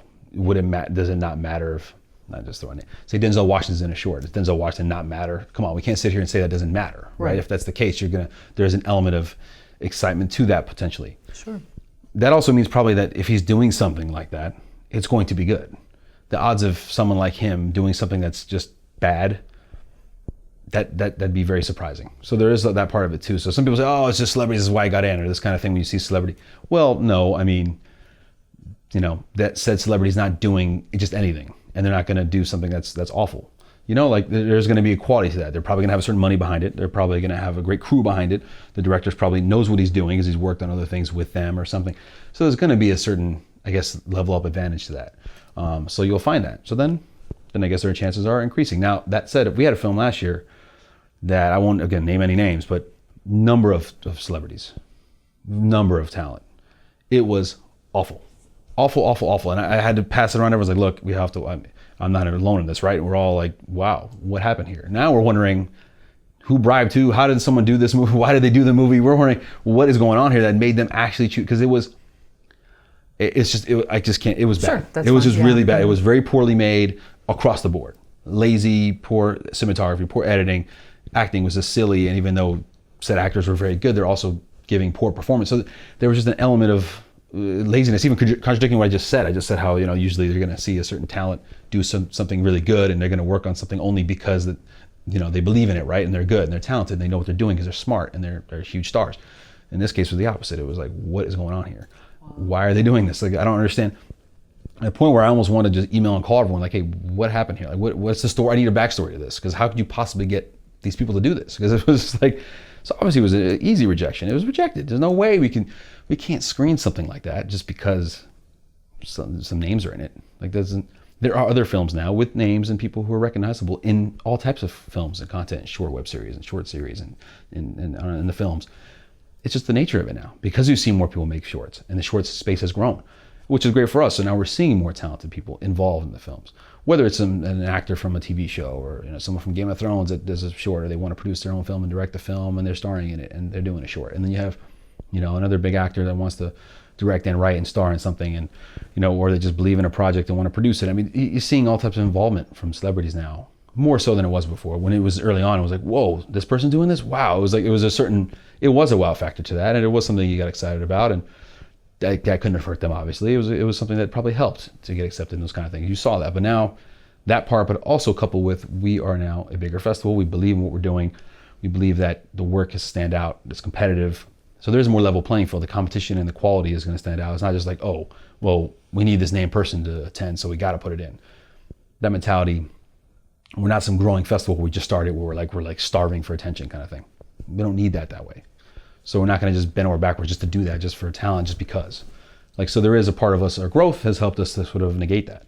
So I think that's part of it too. I think that there definitely is a sort of difference of playing field now with that. Like, as opposed to 15 years ago to now, you tell me year one, that wouldn't have mattered to have a star talent in our festival. We had 23 movies in 2 days, and it was like some of those movies would never make it now.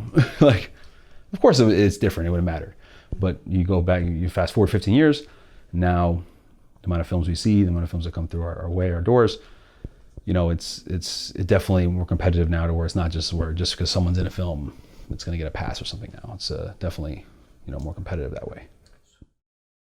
So Dan, we know that you love sports, and let's say you had 5 minutes to sit down with a short filmmaker before they make their short film, and you're their coach. What are you going to coach them on? What are you going to say to them? They haven't made it yet. Maybe they're ready to go. They might have a script. Yeah, I think the biggest thing is going back to its belief in the story you're trying to tell, belief in the subject matter. And I say that in the sense of you can't, anything you do, whether it's this festival, if you are in sports, if you are, say you are a basketball coach, but you don't love basketball, how are you going to put the passion and energy into actually doing it well and succeeding? You can't. You're going to fail. You will lose. You will fail. Same with a story or a film. You want to get together and make a film with a group of people, and you have to rally up grips, DP, their crew, PAs, assistants to follow you and help in any way you need, actors to say, okay, I'm going to emotionally give to you, and I'm not ready to do this because you don't seem that interested or that vested in this, or you don't believe in the story, or you don't know anything about the story. So that's why I go back to also when I said earlier, like, you have to tell the story like tell the story that you can tell, that you can make. Don't try to do something that's not familiar to you just because you think, oh, it's Daniel said this is what you have to do, this is how you get in a festival, you make it this way, or some festival programmer said, yeah, but if your film has to be great and inherently good anyway, it doesn't matter about genre or style or whatever. It's also, the film has to just be good, and a good film comes from someone who believes in their story and is passionate about the story they make. Any film that's won our festival and won awards, they're not films that were just made with blasé effort. They're just not happening. These films were dedication, hours spent, money lost, and a belief in the story, also understanding the story they're trying to tell, because they have a grasp on it. They're really passionate about what they wrote. Many times the filmmakers in the short space are, a lot of times, not every time, of course not, but a lot of times it is a writer-director, that's the same person, right? So if you wrote the script, you know the material, you should know it well. If you didn't write it, then you believe in it strongly. That you say, hey, I want to team up with you and I want to make this film, and I can direct your writing, I can direct your story. But you have to have that passion and belief. Because if you don't have that, you're just going to fail. The film won't be good. There'll be areas where it'll falter. People will know that you're not someone to follow, because if you're directing a group of people, the same way you're managing someone or coaching or all those areas, if you're talking to the players and they know you're talking out of your ass and you don't believe what you're saying and you're giving a half-ass effort, they know it, they sense it, they're not going to fight for you, they're not going to play hard for you, they're not going to care.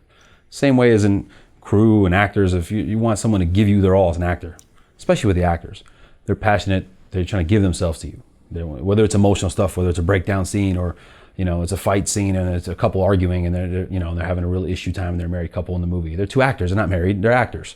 You have to believe that that there's a married couple and they're fighting. And you got to get it out of them. And how do you do that if they don't like you at all, or they don't believe in what you're trying to do, or how you're trying to direct them, or the story you're trying to tell, or just how you operate? Like if they don't feel your belief and passion for what the story is and the movie being made, they're just going to give a half-ass effort and it's not going to be good. Or they're going to want to get out of there and just knock the lines out and go home because I'm done with this project, I don't care, or this is not for me, or this is not good enough for me, or whatever, and just get it over with. So I think that's a big thing. It's really, and it sounds simple and obvious, but it's not always the case. A lot of people in life do a lot of things half-assed or don't believe in what they're doing, or think they do but don't really, or they, in this case when it comes to storytelling, maybe they just want to try to impress and make a story that's not their own, or not something that they believe in, because they don't know the material well enough, or they don't understand the nature of what they're trying to tell with that story. Then it probably will end up showing. It'll see, whether it's even a writing flaw, or if it is a story about, going back to the analogy of sports, right? What if it's a basketball story and it makes no sense in terms of a basketball setting? Like the writers understand basketball, doesn't like basketball, but they want to make a basketball movie because someone told them to do it or something. And it's going to show that they don't know what the heck they're talking about. The story won't make sense. Now as a viewer watching the movie, you're like, oh, you're watching a scene of a basketball game and the score makes no sense and it's not really making any sense to what an actual sporting event would be like, right? Like if, like it wouldn't make sense. Then all of a sudden you're like, this is stupid. This is a bad movie and they don't even understand the story they're trying to tell. They don't even know the sport. Like, if you're using analogies for baseball that are meant for basketball, like things like that, like keeping it in the basketball, in the sports sense, or the sports realm. So yeah, really knowing and loving what you're trying to do with the project is, like, first and foremost, is critical. It's just a must. And you'll see it reflect. And I go back to the winners, because if you're winning the festival, our festival, others getting nominated for Oscars, those films aren't made, with like a lack of passion or effort or belief in the story. None of those filmmakers have made those stories or gone that far, made these films, just on some casual whim. Let's just make this thing, shoot it one day, knock it out, and just cram, and who cares about detail? It's not that. It's made with dedication, passion, time, and effort. All those things, not to mention, of course, talent and other things. You have to have that. So that's, I think, the biggest thing. How does someone get into a film festival? Well, it's obviously a big sweeping statement. There's a lot of ways. One, because it's back to what we talked about, previously, is obviously any film festival, most, of course, there are festivals like anything else. There's good things, bad things. There's good festivals, bad festivals. But as a whole, you're looking to serve a certain audience and you're looking to showcase good films. I mean, that's just the bottom line. So that sort of is one answer that's already being served, right? I mean, we're just saying, if the film's not good, you're not getting in. So there's the obvious part of that. I know what that means. It's subjective, good or bad. But within that, there's things like, of course, people talk a lot about runtime. For us, for shorts, we're 40 minutes or less. Is a film 40 minutes going to get in? People make sweeping statements. Oh, well, no way you get in if it's too long. That's not true. There are plenty of films that have gotten in that are very long. There's in the documentary, one of the documentaries is nominated is 40 minutes basically. So that film made our festival, got in and got nominated and all these things, and it's 40 minutes. So to say a 40-minute film and make a sweeping statement that it won't get into festivals or it's too long, it's not exactly true. That said, there are nuance to things. It does make it harder if your film is longer.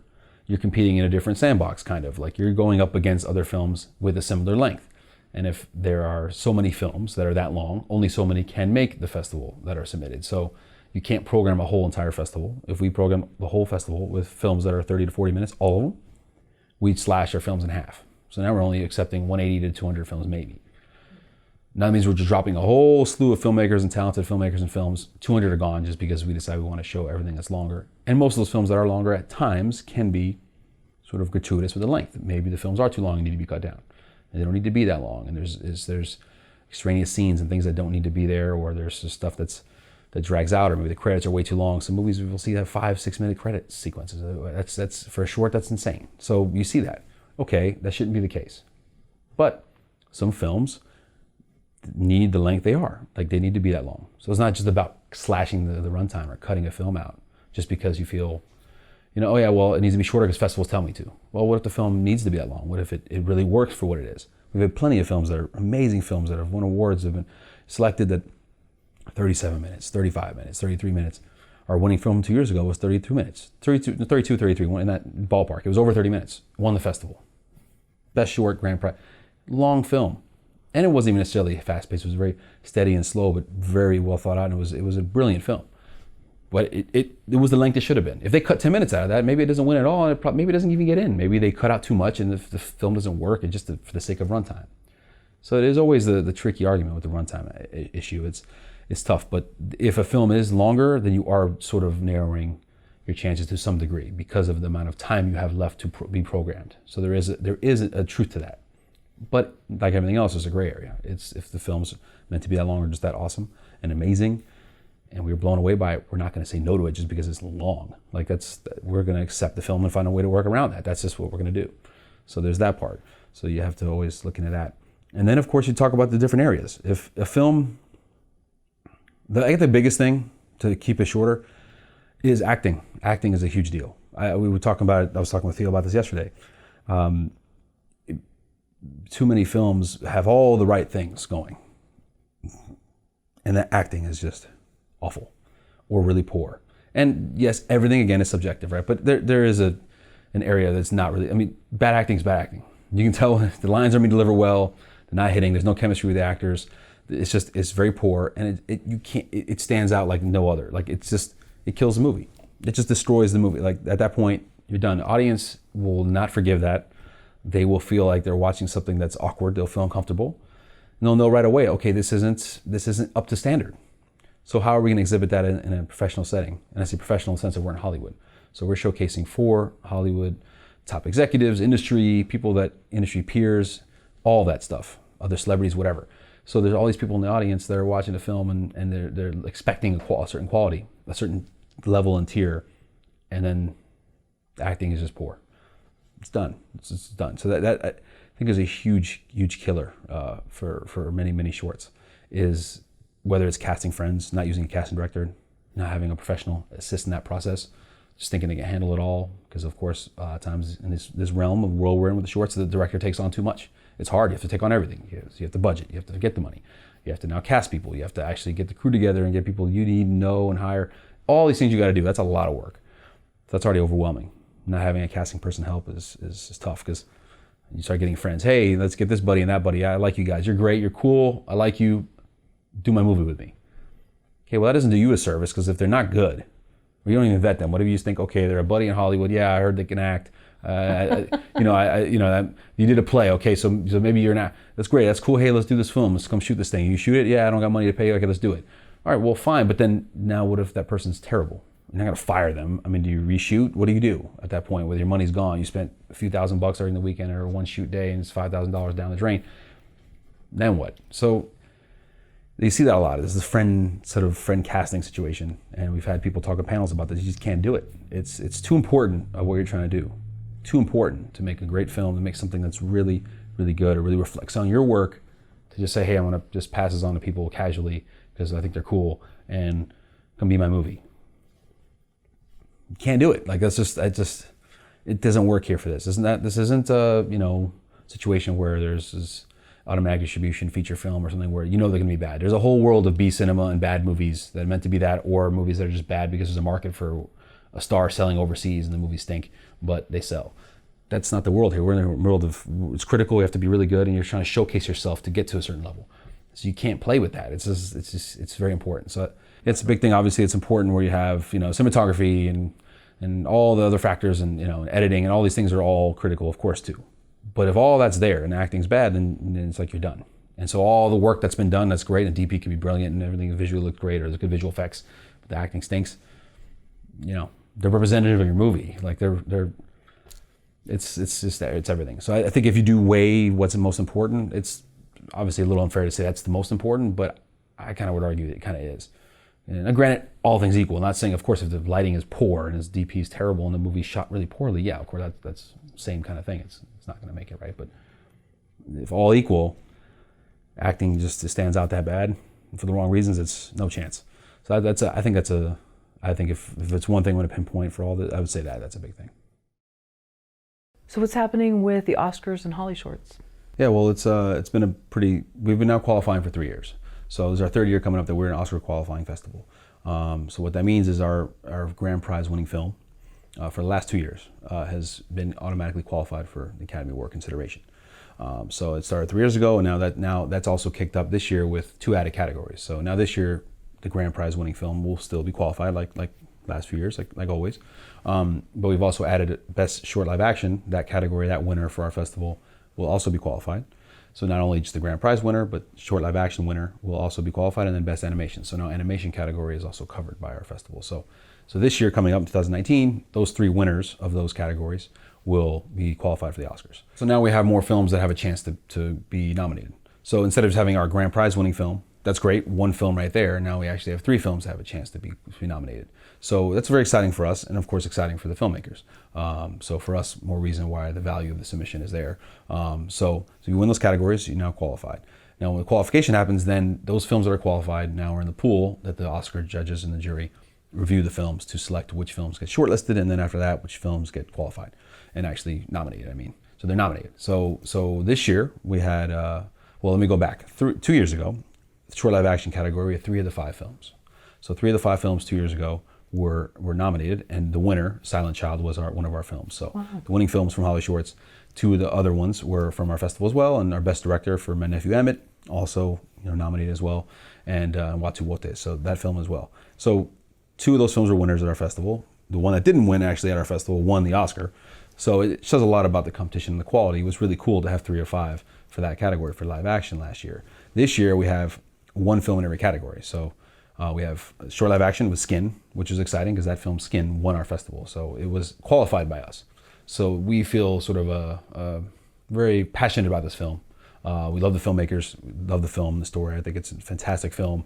We believed in it. I felt very early on when I first saw it, I remember calling Theo, I was like, look, you got to watch this right away. And I felt very strong that this film was going to be something. We just knew. I don't know, just felt really strong about it. Just felt it had a real chance to be something. And it's cool to see that process come through, because you believe in something, you say, hey, I just see it. You watch it, I felt strong about it. It just made me kind of jump out of my seat, like, oh, this is something I got to call Theo about right now. He's got to watch this movie, and we're going to talk about it. He watched it right away. We talked. We're really strong. We feel great about it. We're accepting it. This film's going to get in. This is one. It just sort of blew everyone away. So then goes to the festival. Jury loves it as well, unanimous, and it wins Best Short. So it was really, really, really well taken by the jury, which is rare to see. There's sometimes a debate and things. This was one of these films that just unanimously kind of loved. And to have that qualification happen at our festival and then go on to be nominated, it's very exciting for us. So we really feel good about Skin's chances and really happy for them to be nominated. It's pretty cool. And then we also have Film Weekends in the animation category that also nominated as well. And that was a finalist at our festival last year. And then a documentary, Lifeboat, about the refugee situation, and it's a really amazing film. And that film also nominated as well. So doc, animation, and live action, those 3 categories, we have a film in each. And also we have one other doc that wasn't at the festival last year, but the filmmaker is a past Best Director winner, so an alumni, that she is now also nominated for her documentary, Period End of Sentence. So that film was also nominated. So it's kind of like we really have 4 films of all the nominated films this year, which is really neat. So, and also in each category. So what if we win all 3? That'd be pretty awesome. If all 3 of those won, that'd be the grand slam. That'd be really incredible if all those films won Oscars. That'd be really neat.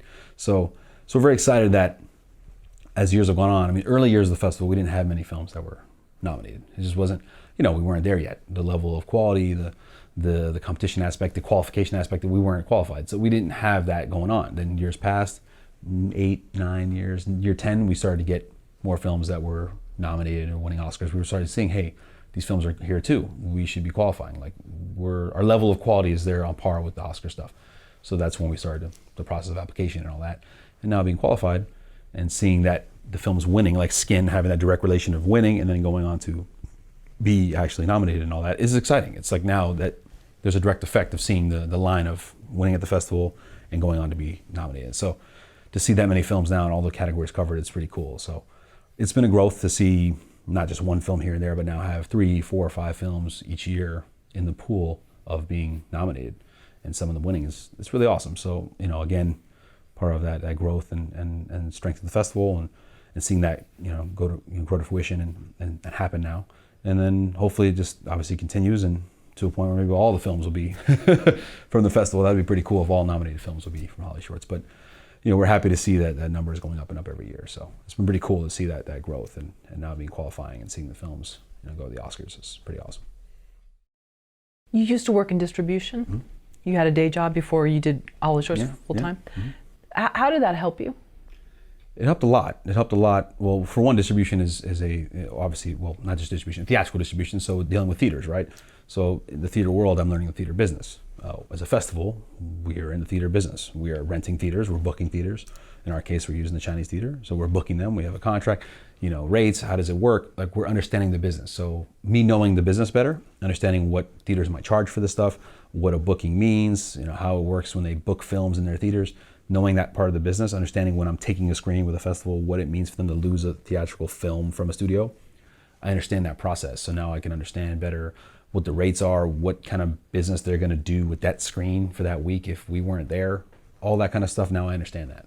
So I can go back to the theater and they say, hey, this is gonna cost us this much to rent this theater for a week. And I said, well, no, I know if you were playing X movie and you'd make this much for this week in this theater. Now I can understand that part of the business. I know those numbers and I can actually better kind of fight the good fight for our sort of right to have a good cost of the theater and not be like gouged by a theater, or they can just overcharge us and take advantage of us as a festival, right? That part helps a lot.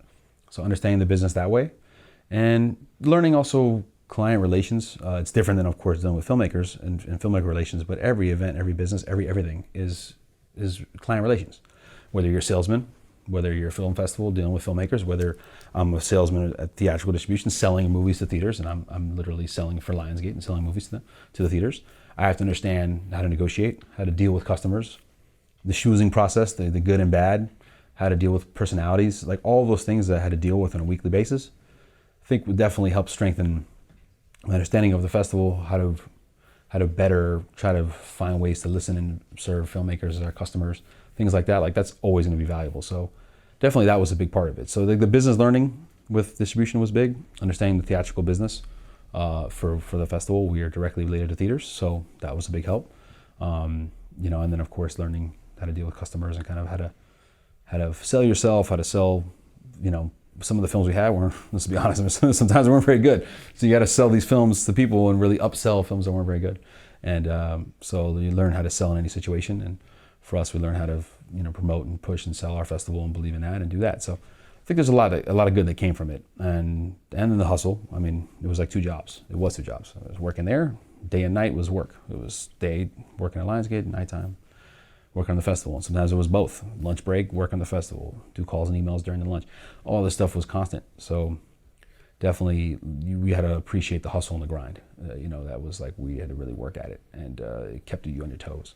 It was a lot. It was a lot of volume of things to deal with, from emails from all sides, work-wise stuff, and then of course HollyShorts emails and things like that. So time to watch films. And it was, you're working all day and then you got to watch at night. So you got to weekends were crammed. We get together and watch all these movies. So we were just constantly working. So it was a lot. It was a lot of time spent on a lot of work in all areas, whether it was festival or Lionsgate stuff. And also the last part of it was just you're in the business. We're in the middle of the business, in the trenches. I'm seeing what films are being sold, what films we're selling, how much they go for, all these different things, the aspect of what we sold the films for, all that kind of stuff you learn about. So now I also know who the players are, who's doing what, who executives are at different studios and things like that. So for panels and industry people, for judges, it was a great resource to like, hey, I was able to honestly pull from some people. Like, hey, you want to come and do a panel? I do this festival as well. This is what I do. I'm here, but I'm also doing HollyShorts. This is what I do. This is my thing. So, it was a way to sort of, I guess do both and kind of pull from it. So I was kind of, I guess a sort of chameleon that way. I was kind of just trying to extract some of that, and I was able to do that. I had access. So it was good. Starting out, did you think it was going to become such a hustle? I mean, I know that right now that's like this really, like, people thrive on that word because it seems like, cool, I'm doing, but I mean, I'm sure you were exhausted at times.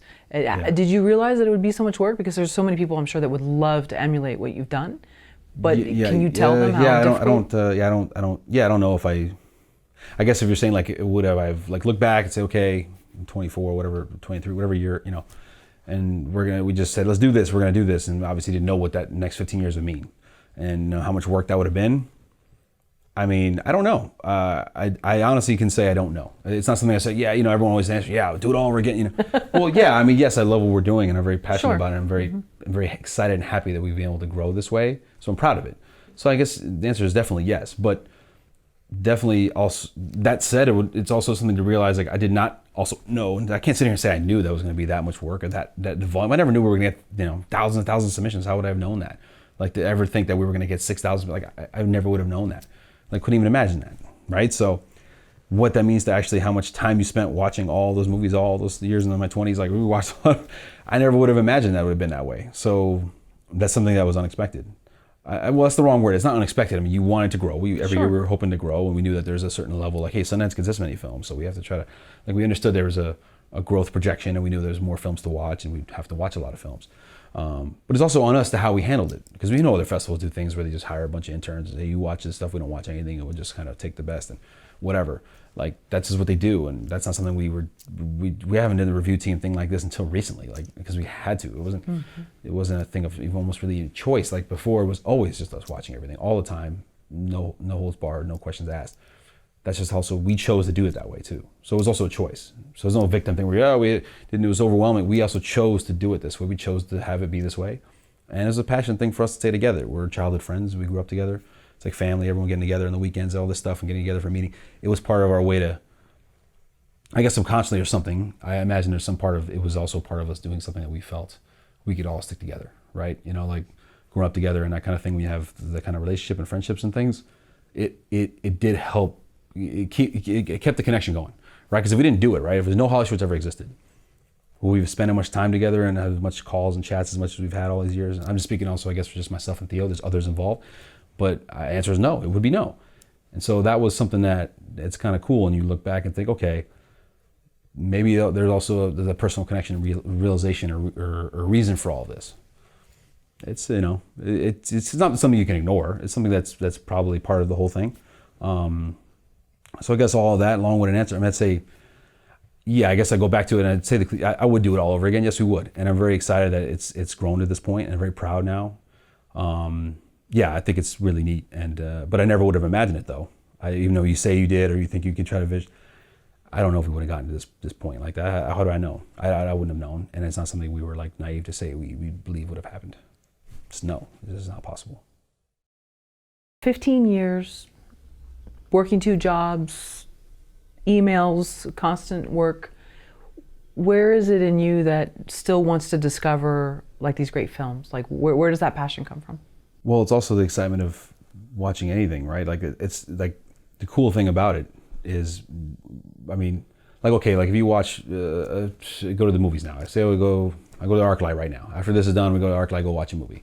I know what I'm getting into basically, right? I mean, I kind of have an idea what the movies are. I know who's in them. I know the stars. I have a general idea about the movies. Not much is going in blindly. I've seen the trailers. You've heard about the movies. You've read reviews, whatever. With these films, I don't know anything about anyone. I don't know who they are. Not everyone, because there's alumni that resubmit, and I'm familiar with their work and that kind of stuff. Okay, outside of that, right? Like, the excitement on that is like, it's sort of like it's essentially like kind of opening a gift every time. You don't know what you're getting when you open a box. Hey, here's a gift. I have no idea what you're giving me. I open it up. It could be a really awesome gift, or it could be an ugly sweater. You're like, this sucks. My aunt to give me another bad gift, and here's whatever. Okay, then that's bad. But if it's awesome, and you're like, this is the cool. I didn't know. I never thought you'd get me this. I never thought this is like. It's like this. It's a gift. It's like the coolest thing. It's hard to describe. Like, it's because you get excited. If you love movies, if you like this kind of thing. If you don't, then it's who cares. You're like, this is boring. But if you think it's cool or excited about it, it's like and yeah, like the thing with Skin. Like, we saw Skin and we watched it, and I was like, that it just had it. It just, I don't know. You just see it, you're excited, and it gets us excited, and we're calling each other like 2 whatever kids all giddy. Like, it's just what it is. It's the fun part of it. You have to enjoy it and look at the fun of it. Like, but it's like an adventure. You don't know what we're gonna get. We watch all these movies, all these hours, and we had days where we spent the whole day and not one movie we liked. Not one movie got in. We even watched sometimes 75 movies, 100 movies. You can spend a whole day from morning to night, late night, all the way, the whole damn day, and nothing's good. You're like, this, like, it's like beating you down, nothing, and then you get this one movie.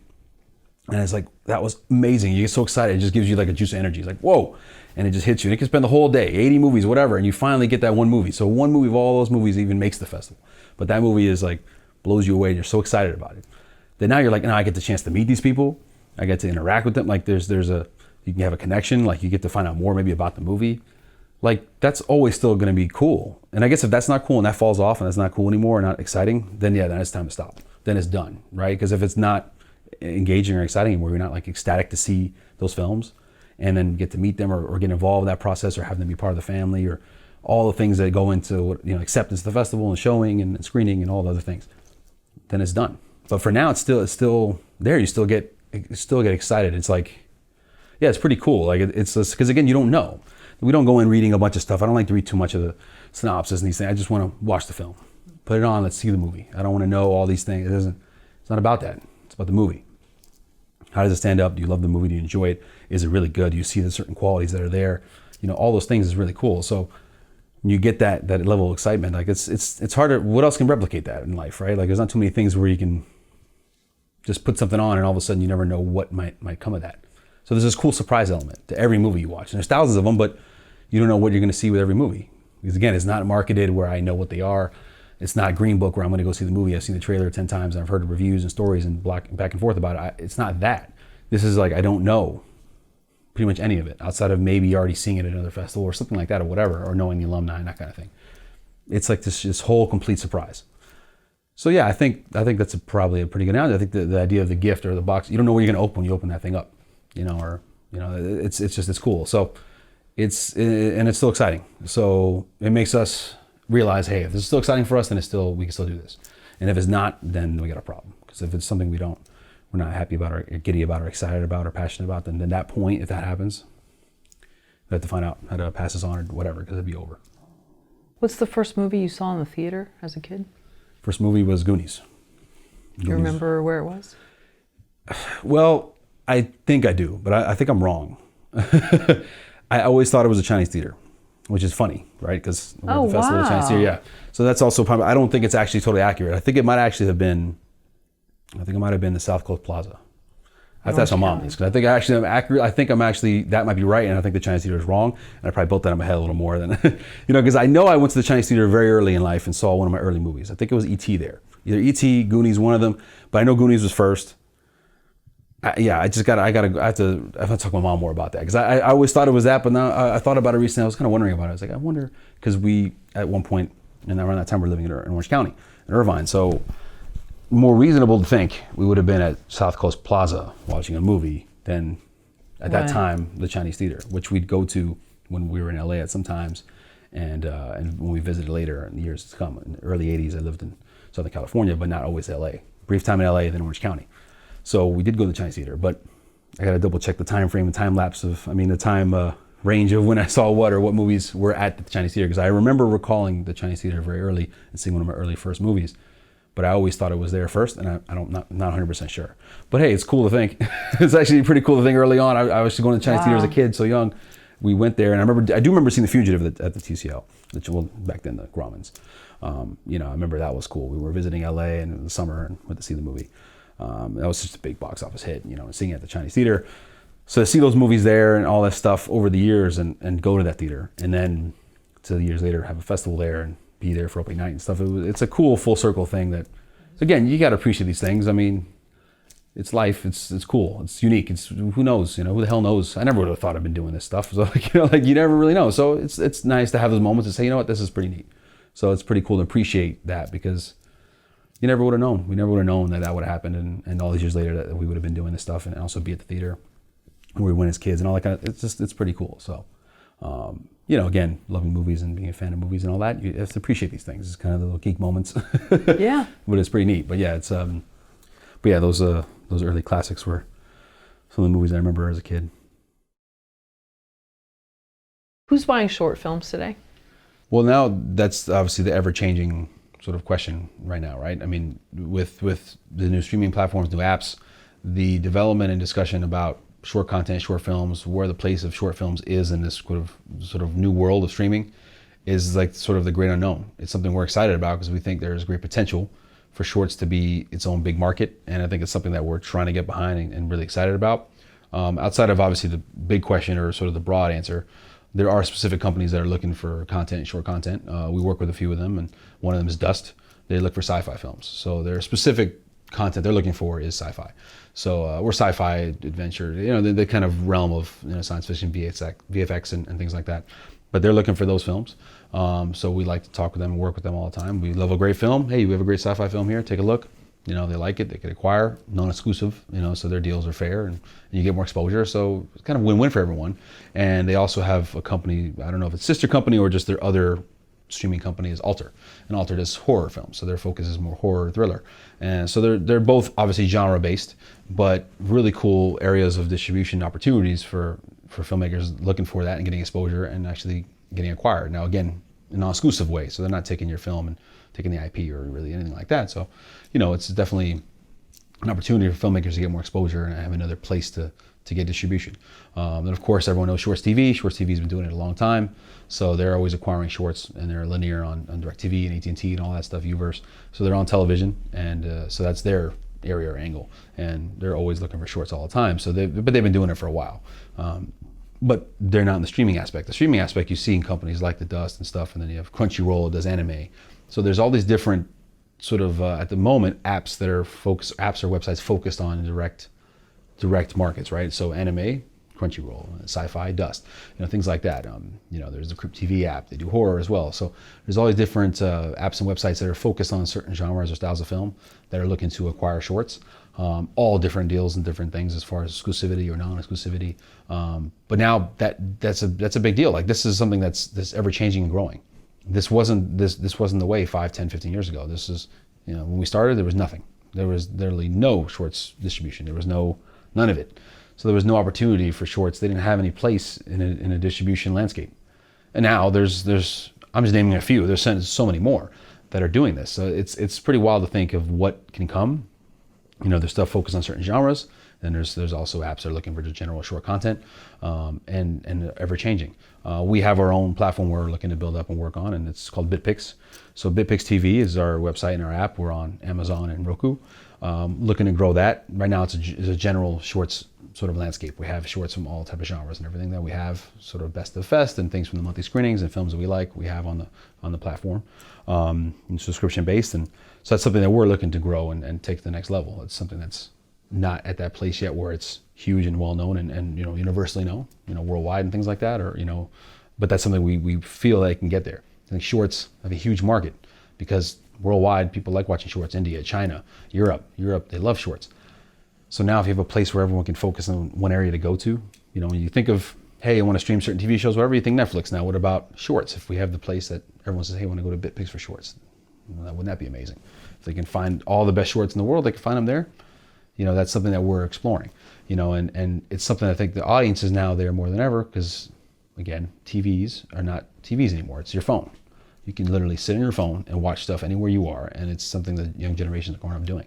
So we're all trying to figure out how to capitalize on this and make this be the next thing.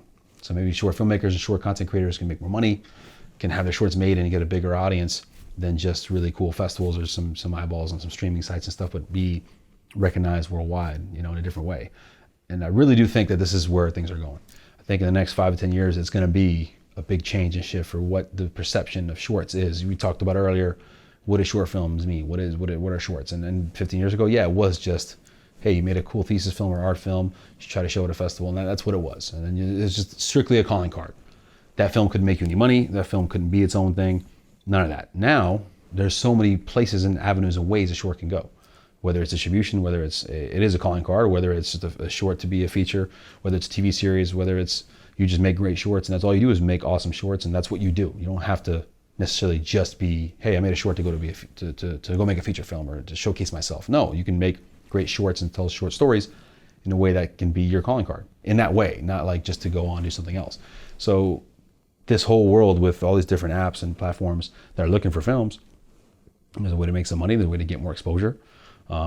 It's huge. I mean, it's definitely something that, it's just changed the whole landscape of what we're doing, and that's why we've even seen more submissions. Not only the growth of the festival, but the fact that more people are making short films than ever before in the world. That's just a fact. So it's really exciting. You have those platforms. There's Vimeo does their staff pick, so you have Vimeo staff pick for exposure, and they do that. There's Short of the Week and that website, and that you know, they do that. So Short of the Week is a place where they'll pick out their short and expose them and give you a sort of stamp of approval for your film. They do that, and that's really cool. So you have these different sites, and whether it's apps, that they're looking for content. So now, and not only just them, AT&T is doing contests all the time, looking for content. You know, they've done promotions with us, and so AT&T is looking for stuff for their channels all the time for TV. They're looking for shorts, and they're doing contests for short filmmakers to give them prizes. Like, it's sort of this new Wild West, new world. Like, there's actually opportunities to not just showcase yourself but make money, and also garnish more exposure than ever before, which is really cool. I mean, to be a part of that is something we couldn't have foreseen back then, but now, as we've positioned ourselves as a strong festival and things in the short space, we want to see how we can push this thing further and grow, you know, the online capability and the app capability and all the festival, all of it, to grow to new heights and to just make short films the new premier content. You know, I think there's a chance, and I think that's pretty cool. And I think that's something that definitely, you know, next 5 to 10 years we're going to see keep changing. You said earlier that sometimes you'll see a billboard or something and you'll go, oh, I wonder whose film that is. And then you'll look and it's a HollyShorts alum and it makes you proud. Are there any great stories that you can tell us? Or do you have alums come back to you and say, you know, this festival really helped put me on the map? Yeah, no, there's definitely a lot. I mean, it's to the point now where we were just 2 days ago driving down Sunset and look to our right at a stoplight, see a billboard and for the show Smilf, and then Frankie Shaw's an alumni. We're like, oh, she's on the billboard and that's her. And Frankie Shaw was at our festival 3 years ago with her film, and there's one there. And then I drive down and we go further up, and then there's a little poster of this horror film that's coming out, and oh, it's Nicholas McCarthy's film, and he's another alumni. And I'm just seeing billboards and people. It's like, it's kind of wild to think that that's happening now, because that wasn't early on. It wasn't that way. Even as we established year 9, year 10, we had a lot of great alumni, but now it's like it's everywhere. It's pretty neat to see, hey, I go to a movie and I'm just looking at credits and I see the editor of this movie is this person. Oh, they're alumni from this year. They did this film. And I'm always looking to see who's doing what. That's kind of because I'm watching all the films and programming, and I always like to pay attention to every single person involved. And so Theo jokes that I'm the IMDb of HollyShorts. So I try to like know what's going on. So I'm seeing it because it's part of the job. It's part of understanding who's doing what after the fact, where they're going, where their career's going, what are they up to next, who are they working with. All of that research of just watching films, just to go into a theater to watch a movie to see who's doing what, who's involved in the film, if it's their film or are they working on the film, you know, what ties it might have to the festival.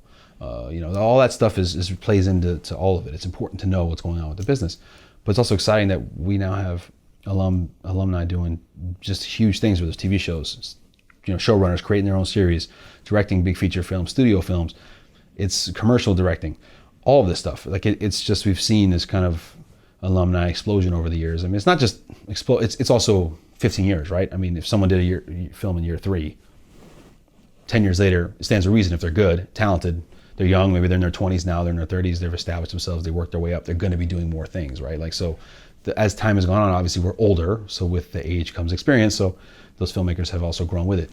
But I mean, it's just I couldn't even rattle off all the names, just in different. I mean, but there's some that are obvious. There's people like Issa Rae, who's been at the festival with her web series, and we spoke about web series earlier. But obviously, her famous web series turned into a hit show now. And now she's a, you know, such a superstar. I mean, she's on fire. Her show's a hit. She's starring in all types of movies. She's doing everything. So she's like on fire. So we have alumni on that level where people know who they are, recognizable, and then we have people who are doing films that are maybe it's more quiet. You don't know them as much as for sort of household names, but they're doing amazing work and films, you know, theatrically released and or working on series and TV shows. And it's, you know, it's cool to see social media that way, because I'm looking on posts and I'm just seeing people post about their stuff all the time. And it's kind of like I have to keep up on who's on Facebook posting about what they're doing, what their film they're working on, what TV episode they directed. Or it's crazy. I mean, Dave Rodriguez directing all types of TV shows. Kat Carrose, she's directing TV shows all the time. Like they were in our alumni from the years of like 08, 09, and now they're fully established TV directors who are doing great work, who are just in the biz working. Like, it's just cool to see that shift. And they do come back. A lot of alumni submit for future films. Being short films, we obviously see filmmakers make more films. You're not going to just usually make one short and then never make a short again. So we're seeing a lot of continuous films come back. Filmmakers make more films and submit more and more work to us. So it's really cool to see a lot of alumni come back, submit their work. And some are great. Some can still get in and get accepted. Many don't. I mean, last year we had, I believe it was around 500 alumni submitted films. Pretty crazy number. So obviously that stands to reason that many cannot get in, just based on the fact that 400 were accepted. So we're not going to, so already right there, they're competing in a different sort of set of circumstances to compete against themselves, kind of, right? Because we're not accepting all films that are all just alumni based and just that's all we're doing. That wouldn't make any sense. So it's so there are sometimes people talk about, oh, well, if you're in the festival, you're alumni, you're just going to get in. It's not really accurate. It's not, obviously it's not possible, and it's not something we're going to do. It's not accurate. It's still about the film, about the next film, about the work, and that's really what it boils down to. Now, obviously, there's relationships, and we love our alumni, but it's cool to see that word of mouth's good and that many people come back to submit. That's really neat, and also making more films. But yeah, the list, it's pretty awesome. Like the list of alumni and things that they've gone on to do now. Early on, we're hoping to see who would kind of take off and that kind of thing. It was kind of like, oh wow, someone.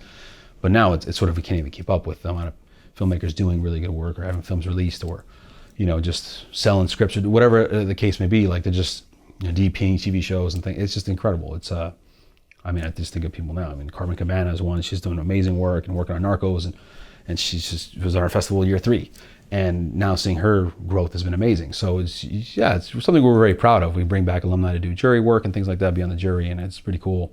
But yeah, we're very pleased and very excited to see the quality of work the alumni are doing, and it also keeps telling us that, hey, the right path, the right films. We're hopefully doing the right job with who we pick, how we're curating the films, and what we see them do after the fact. It's pretty neat. I mean, yeah, this many years now with 15, we're seeing it's like it's never been before. Just seeing the alumni popping up everywhere. That drive was pretty neat. I mean, just driving down the street and seeing different billboards and things, and people it's crazy. I mean, to think that we could just drive down the street and see posters and stuff, and we know who's involved with different projects. And they were from our festival. And, last year, one filmmaker pulled me aside opening night. He was like, look, I love your festival. I'm back this year. I'm really proud and happy, but just gotta let you know, like when I was here years ago, my first film, I screened and this executive pulled me aside. He wanted to talk to me, hired me to do all this commercial work. I ended up doing Nike commercials and campaigns and stuff. And I worked with this production company to do commercials. And he's like, it made me a career. He's like, I've been working at this and this is my career. He's like, still making my films for my passion. That's my work. But he's like, this gave me a career. And I'm like, I don't know what to say to that. I'm like, that's awesome. That's amazing. That's just humbling. I don't know what else can I say. I mean, that's just like, obviously cool. We're going to be proud of that. That's really neat. So it was like, that was really cool. And obviously I didn't know that. How would I have known that if he didn't tell me? I mean, it's harder to know about commercials as opposed to, hey, someone's name on a billboard or, on a TV show, whatever. But that was really neat. So that's the kind of stuff we like hearing. And yeah, it's really, really awesome when that happens. And it's obviously happening more and more. So that's pretty cool. I would imagine this comes up a lot. I'm wondering if I write HollyShorts a letter and I tell them, listen, I would love it if you could waive the fee, and I will do this, this, and this to reciprocate for that money. Are you able to then take my film and waive that fee? Well, my answer to that would be no. Basically, yes. We're not a fan of the fee waiver request. Many festivals probably agree with me. Some festivals maybe don't. Maybe offer a lot of waivers. Now there are some small instances of things like, okay, if I say I do, there really is only instance. If I go to a festival and I see your film and I'm like, I gotta have it. I'm telling you, I want. Like if I'm essentially at your door begging you for your film, then obviously in fairness, I'm telling you to submit it. I should either, worst case, offer you a discount or, maybe waive the fee. But we don't do that ever. I don't ask for films anymore. We don't ask for films really at all. So it's really about, to me, it's not even just about the financial aspect. It's about the actual fairness of the process. If you feel your film is worthy or good enough for that, well, many others are. So why are we waiving just one fee just because you asked for it and everyone else is paying full price? I mean, what's the difference? Like, why should I offer you this nice gift? Like, for what? Like, what? Just to ask for it is not a good enough reason. And even if there are extenuating situations, or we hear all types of stuff, whether it's the financial stuff. I know, obviously, especially for student filmmakers, obviously a lot of times money is tight. You're a student, you're in college. I understand that part of it. I get that, but then you have to handpick what festival you're trying to submit to, and all this stuff, and you got to make a plan. And as you got to just make something happen. You can't just say, hey, I want a fee waiver because I'm having some struggles. And we all have struggles in life. We all have things. I was in college and broke. You had to pay for certain things I wanted. You had to pay for it and make it happen. You don't just ask for that because you feel you deserve it. And to me, there is a certain element of offense. It's offensive in some ways to me. I just personally don't like it. I will try to answer as many as I can to answer people to tell them kindly we do not take waivers, and that's it. At times, if there are some circumstances where we like the email and feel like someone's really making a good effort, there's real reason behind something or whatever, I don't know, or we can always say, look, there are certain situations where we have discounts or promo partners and things, and look them up. And if you see their promo thing and they send the code out, or you have a discount there, you get a discount. But that's all we can do. You still have to pay, because it's just the principle of it. Everyone's submitting and paying. So if you get accepted, you don't pay, and then they paid their good money and they didn't get in, or they got in.